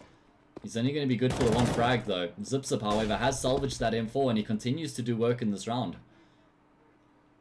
Oh, they can totally do this now. Look at the weaponry on energy. That's going to make things a little bit more awkward, but the timing could work out, and it does. Dams gets yet another kill. Oh. Through the littlest gap there in the toes. Massacre's limping. Yeah, he's going to require a few stitches after that one. Panda just going to tap the bomb, forces Massacre out, and he dispatches of him. I thought it was the 1D, but it was just a meat shot. And it is going to be Energy winning 2 consecutive rounds here. Yeah, good work from Energy after all. With Goliath making that probably closer than Energy would have liked it. That's happened a couple times now when Goliath have been on these low buys and force buys. So money all around for Goliath. Expect to see a pretty strong buy coming in here on the other side. Money very limited, Matt. Yeah, not ideal by any stretch of the imagination. Still early days here on the T side, heading into the 7th round. If this doesn't go Goliath's way, I'd like to see them call a pause and just take a second to reset. I see that Lighters is connected as coach right now, so you always want to give him an opportunity to get his ideas out if things aren't working. Yeah, for sure. You definitely need that extra bit of tactical input when things aren't quite going according to plan. Coach on hand to actually swap things up on the fly. Talk about some of the things that he can see with that almost third-person view on the game, because he's seeing everything, whereas when you're playing the game, it's a little different. It must be quite difficult for him sometimes when he's casting their games, because he's like watching them, and if they're struggling, he can maybe he can notice the mistakes they're making, but he's not in the position to help them. Oh so yeah, that would kill me if I was in that frustrating. It's like, oh, I wanted all of this, but I can't. Yeah. Anyway. Goliath once again putting quite a lot of stock on Ivy here, Mike. 3 players once again off the back of the flashbang are going to be getting aggressive, and they take the fights on the angle. Massacre and Mango both find frags immediately, but Destroyed's going to be able to take down 2 of them, and he keeps himself alive. So that's the play which keeps this round level. Fantastic work by him. He's been having a good game so far. Again, doing some excellent work here. Good idea to switch out to the AWP, considering...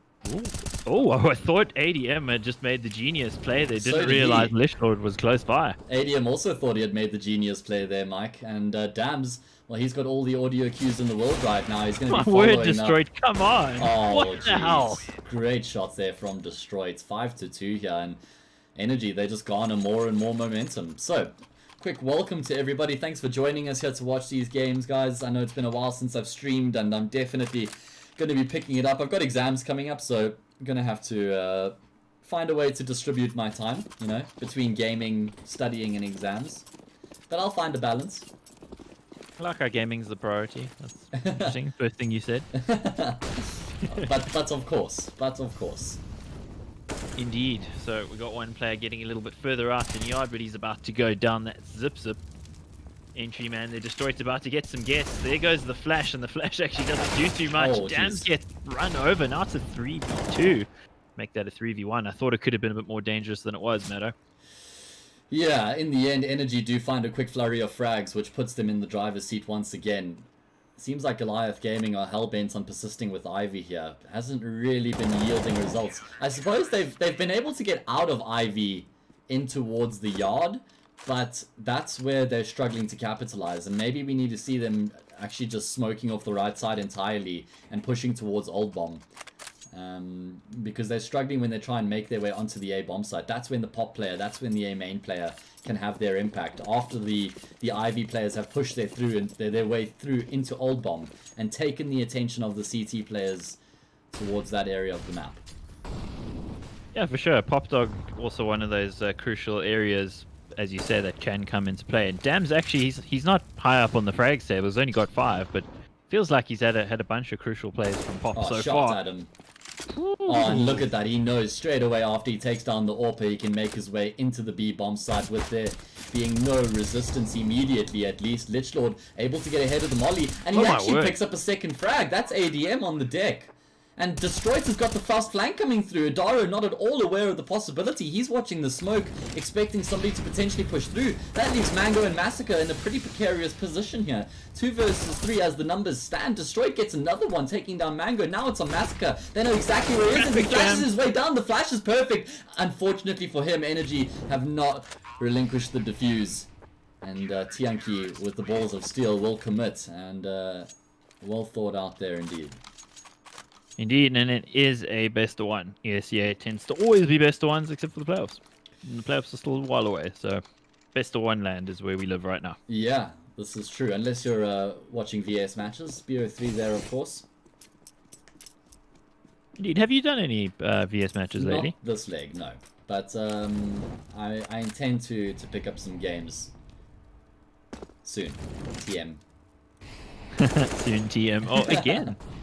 Yeah, Pandas lost that 2 rounds in a row, but you can see that Energy did learn from that because now they've got an extra player in the B bomb site. However, Lichlord has already shown his presence through his util usage.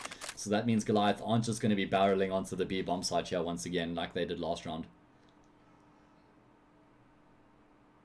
And off the back of this, yeah, I thought they were going to be more patient than this and actually maybe just try and sell that they'd rotated back towards the A bomb site. But Mango's actually been able to get out of heaven and catches Tianki completely off guard. You can't allow 2 T players to make their way out of heaven uncontested.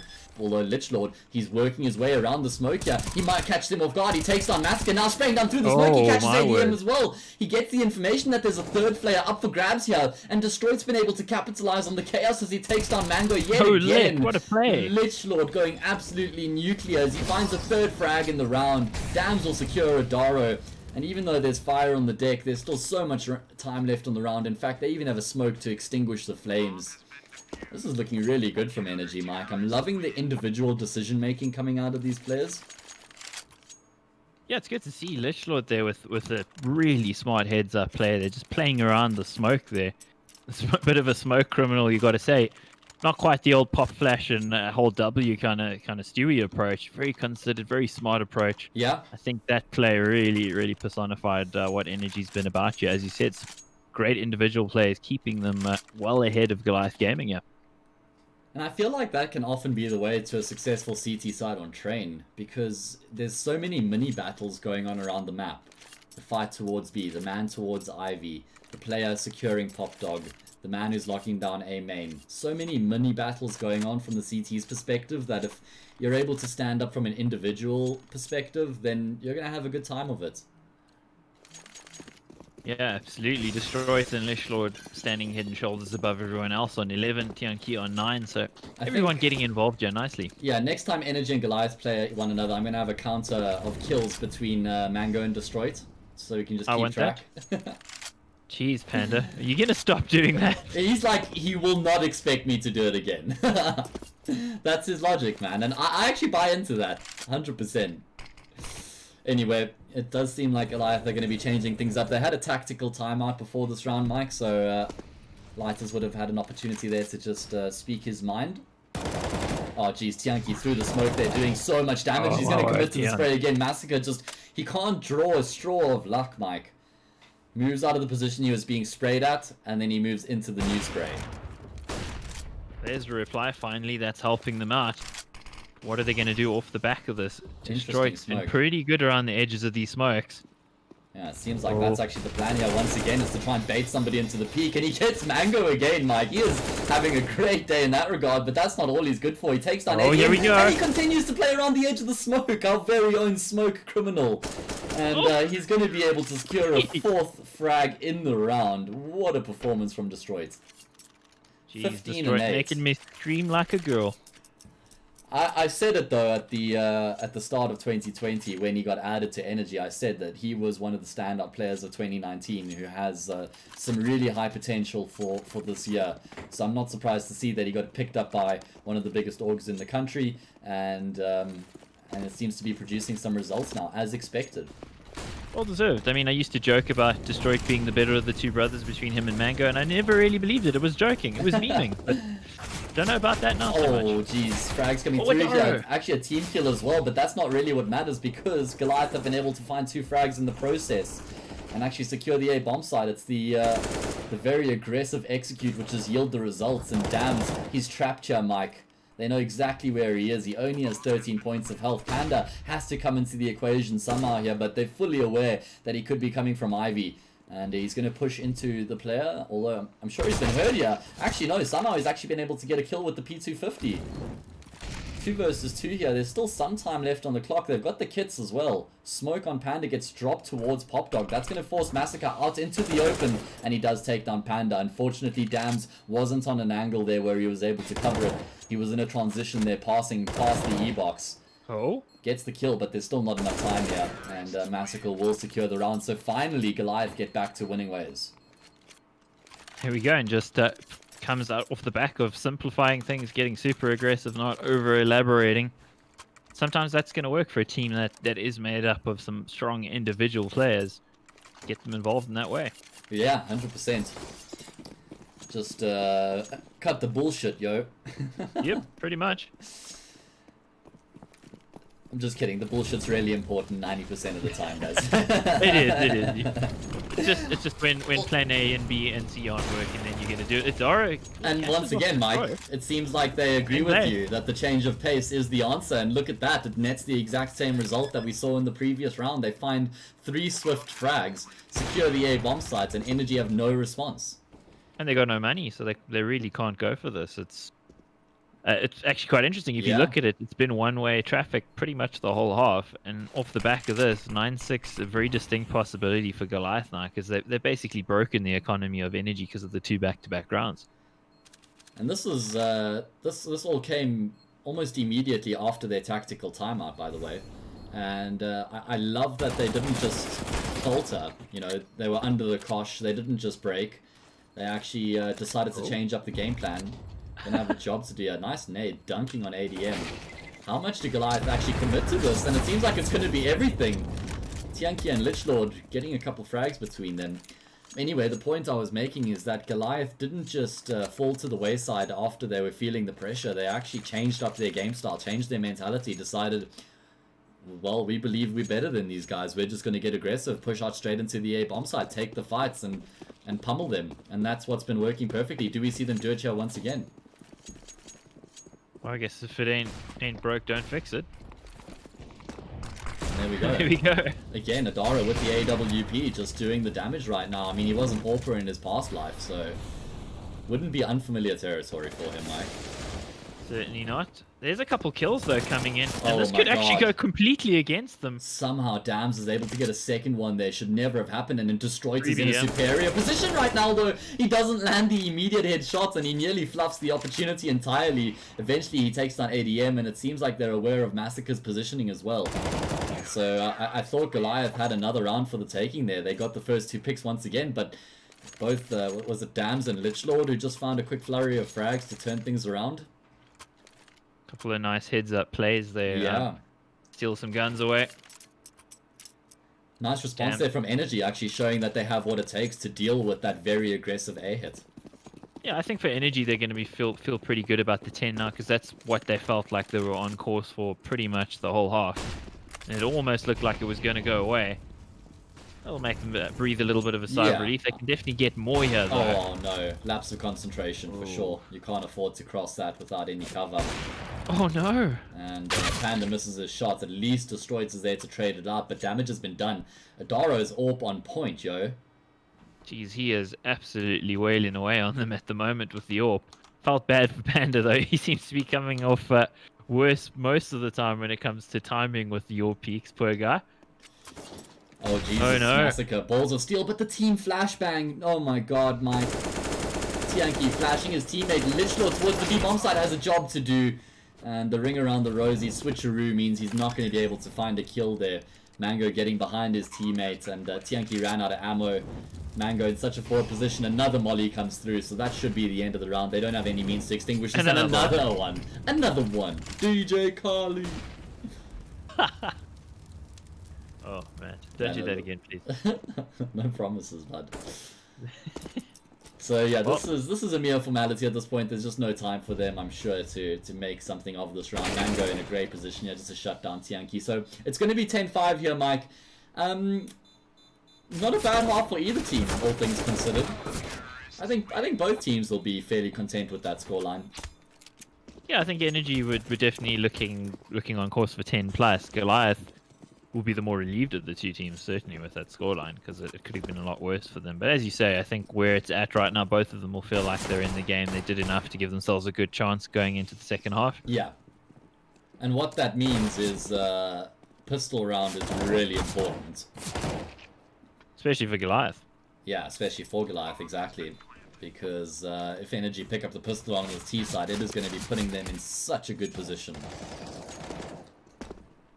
Yeah, certainly will. Interested to see the way Energy might play this as well. Again, I'm sure a lot of you guys in chat have been watching CS lately. You'll probably be able to tell me, oh no, well, there's like 4 results recently between Energy and Goliath, and this is how they played. I love the accent you put on when you imitate the people. What are you talking about? My good man. I'm omnipotent. I know everything. Oh. Alright, so let's see what these teams have in store for the second pistol round here. Energy, couple smokes and 4 flashes. So that tells me there's an execute on the cards here, Mike. And it is going to be the pop dog play. 3 players making their way down. Flashes over top. Smokes to complement. And there's going to be some early fights here. The skirmishes going the way of Energy. Tianqi and Panda finding the frags to set their team up to make their way into the A bomb side. Tianqi continuing to lead the charge. And he finds a second frag in the round. Great shots from him. Cool, calm, and collected. It's now on Mango and Massacre. Oh geez, somehow he actually keeps himself alive. He gets the reload out as well. But Lichlord will be the saving grace once again with another well-timed push. Jeez, Massacre, they're almost blowing things apart for Energy and bringing Goliath back into it, but Lichlord on hand to close it out. So that is the all-important pistol round going the way of Energy, and Goliath now choosing to force. Guess they are feeling a little bit under pressure, Matt. Just wanted to say, guys, of course, this is a new custom HUD. This is the first day I'm using it, and if you guys have any feedback or suggestions, please post it in the chat. I'd love to hear what you guys think about it. If there's anything you would like to see changed, anything you see out of place, any information you think is missing or overstated, perhaps, let me know. It is a work in progress. Goliath Gaming, they've gone for the force buy here. 2 scouts. I don't mind this on train, but damage has to be done before the bomb goes down. And it seems like Energy could be trying to negate that possibility by perhaps just bashing their way onto this B bomb site. They have far superior utility.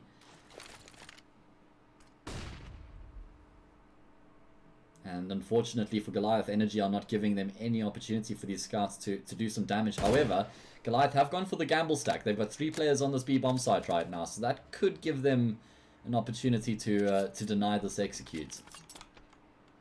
Yeah, Energy would do well not to actually walk into the trap because they don't have a ton of information. They don't really have any map presence, so they actually have no idea what's going on elsewhere. Which is generally not how you want to be approaching your anti-eco or anti-force buy rounds, right? And it seems like they are going to be re-exploring Pop Dog, and that's such an important frag because now that opens up the passage to make their way onto the A bomb side, and frags being woofed. Finally, Mango will take down Tianqi, but it is over towards the A bomb side where the execute's coming through, and Adium with the scout will plant Panda in the ground, and he lands another shot onto Lichlord, who was tagged enough to make it a 1-shot kill. 2 versus 2 here, and Mango gets the timing on Destroy. Things unraveling here for Energy Esports, and it leaves Dams in the clutch. 1v1, Mango up close Gonna try work his way around the bomb train here, and he catches Dams completely off guard. Nice patient play there from Mango. Didn't just start pushing as soon as Dams tapped that first plant. Plays the patient game, and it pays dividends. Imagine a YouTube channel with 144 subs having a better HUD than tournaments in ZA. No, I don't have to imagine it. It's happening. Well, you can make that 145 subs if you want. Oh yeah, hint, hint, nudge, nudge. Alright, Yes. so Dan's looking to get aggressive here. This is a force buy coming out of Energy. Mike, I'm not a fan of this decision. They have a lot of rounds to play with, so they don't need to be making such callous decisions. And things can unravel very quickly from this position on the T side of train. So, assuming they lose this round, 11-7, then they eco 11-8, all of a sudden you're backing the CTs from there, surely, especially if they have control of the economy. However, that's all hypotheticals, Mike. Hypotheticals only matter for so much. Yeah, I think what mattered a lot in that previous round were the scouts. We were questioning whether that might work, and it actually did work really well for Goliath. Got 2 scouts here, but they are down 1 player, so definitely going to be looking to those weapons to do some damage. A couple players already scratched up here for Energy, so let's see what Goliath can do on the defense. Energy, in they go. Yeah, they've actually been able to get onto the bomb train, smoke extinguishing the flames, so they'll be able to secure a plancher at the bare minimum, maybe a couple frags, maybe, if it's not too far of a stretch, even around when they've got a man advantage right now on Goliath. They need to get into gear here as they start making their way forward. 2 of the Energy players are committed to the bomb site, while one of them is on Heaven. Lichlord needs this frag, and he's going to be able to tap away. He takes down Zip Zip. Now it's just 2 scouts remaining, Mike. Adaro and ADM need to land the shots, and that's exactly what they're doing. Now it's on Tianki's shoulders, and he's actually trying to use the guise of the smoke to get himself some cover on the bomb train right now. He takes down the first up close. He's going to take down ADM as well. What a clutch from Tianki and Energy. They win the force by the most unlikely round. Yes, Tianki had the right gun for that situation as well. I think if he'd had the Deagle, it would have made his life way harder, but the Tech 9 in its current iteration, so good up close, gives you so much mobility. Got him dancing. He's probably dancing with joy now, if he wasn't sitting, of course. Yeah, I mean, yeah, of course. It's like saying lol in text. Yeah, pretty much. 12-6, Energy with double the score of Goliath. Goliath on the favored CT side, but they don't got no money, and they're forcing here. Yeah. Mango with an audacious push. Hero Tianki goes down.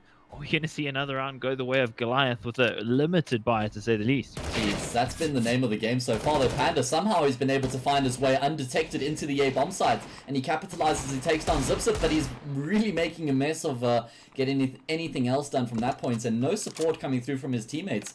And I can understand they were trying to get towards the B bomb site aggressively, using his aggression as cover, but they were just too far away to commit to that off the bat, and now one-man disadvantage. Goliath with this force buy actually having a chance to make something happen. Destroy tapping away at range, will be able to get a frag. He finds himself a second as he takes down Mango as well. Back into the 2v2 we go, and Dams, he has a molly, Mike, so there's actually an opportunity there for him to buy some time. He doesn't waste any time in throwing the molly. What that means though is there will be enough time after the molly finishes its time for the CTs to try and get on the defuse. So it's going to be all about the cover that Massacre can supply, and unfortunately the cover has holes in it, and Adaro doesn't have any time, he doesn't have a kit, and he's going to get taken down here by Dam, so he can't even save the rifle. Force buy goes to the wayside for Goliath Gaming, and that might be detrimental, Mike. I mean, the fact that they even go for the force buy in the first place is slightly questionable. I suppose they were in double save territory, but that means when they buy in the next round, they're not going to have, you know, double AWP all util if they wanted that. Maybe double AWP with the last bonus at this point, but I mean, ADM did save last round as well, just to make sure he could afford the AWP, and all 5 players for Goliath, they're going to be making their way forward, and Massacre versus Tianki. Lichlord, he gets 2 quick kills, he gets 3 kills in fact. I know. Somehow ADM's been able to find a kill there as well, so quite a bit of damage done by Goliath, which means they get themselves into a position where if they win this round, they start to chip away at Energy's economy. So we will see the double AWP setup coming out, however, it is at the loss of armor for Adaro. Yeah, Zip could have actually probably dropped one looking at what his money was. That's who I was expecting to actually pick it up. But no harm, no foul. Adara is pretty good, pretty fleet of foot when it comes to using that AWP. He's posted up and connected there as well. So he's going to be quite mobile and hits him through the smoke. You don't Gotta need love armor it. for Fully that, flashed bro. through the smoke. Yeah. Team flash, everything. We were just missing the no-scope. Oh man, that would be insane. Can you imagine from that distance? Jeez, bro. Get CSGO'd. Alright, so that's exactly the start that Goliath needed. It's just interesting. Every time Goliath sort of take the initiative, gets super aggressive, even in that last eco, it's just, you can just see their fragging power come through. That's just true. how do you deploy that, you know, in a consistent way? Because obviously, if you play that sort of way, it's not going to consistently yield results. But so far, the rounds where they look the most encouraging are when they do that sort of thing. Yeah, I think that's a good point. ADM with another kill, 2 frags to his name. They're locking down Ivy. And Energy, they try and go for the slow, methodical approach. And they haven't really got much to show for it. Finally, Lichlord will be peeking his head towards the B bomb site, but not able to capitalize. And now they know exactly where he is. So, Goliath Gaming making it happen when it matters the most, yeah, Mike. Yes, indeed. Drawing up again to half the score of Energy, 7-14. Yeah, long way to go for Goliath Gaming if they want to get back in this one. Energy got a lot of rounds to throw away if they want to actually give Goliath an entry back into this. Of course, they don't want that, but you know, commentators hyperbole. I'm allowed to say that. Hey man, this is my channel. You can say whatever you want.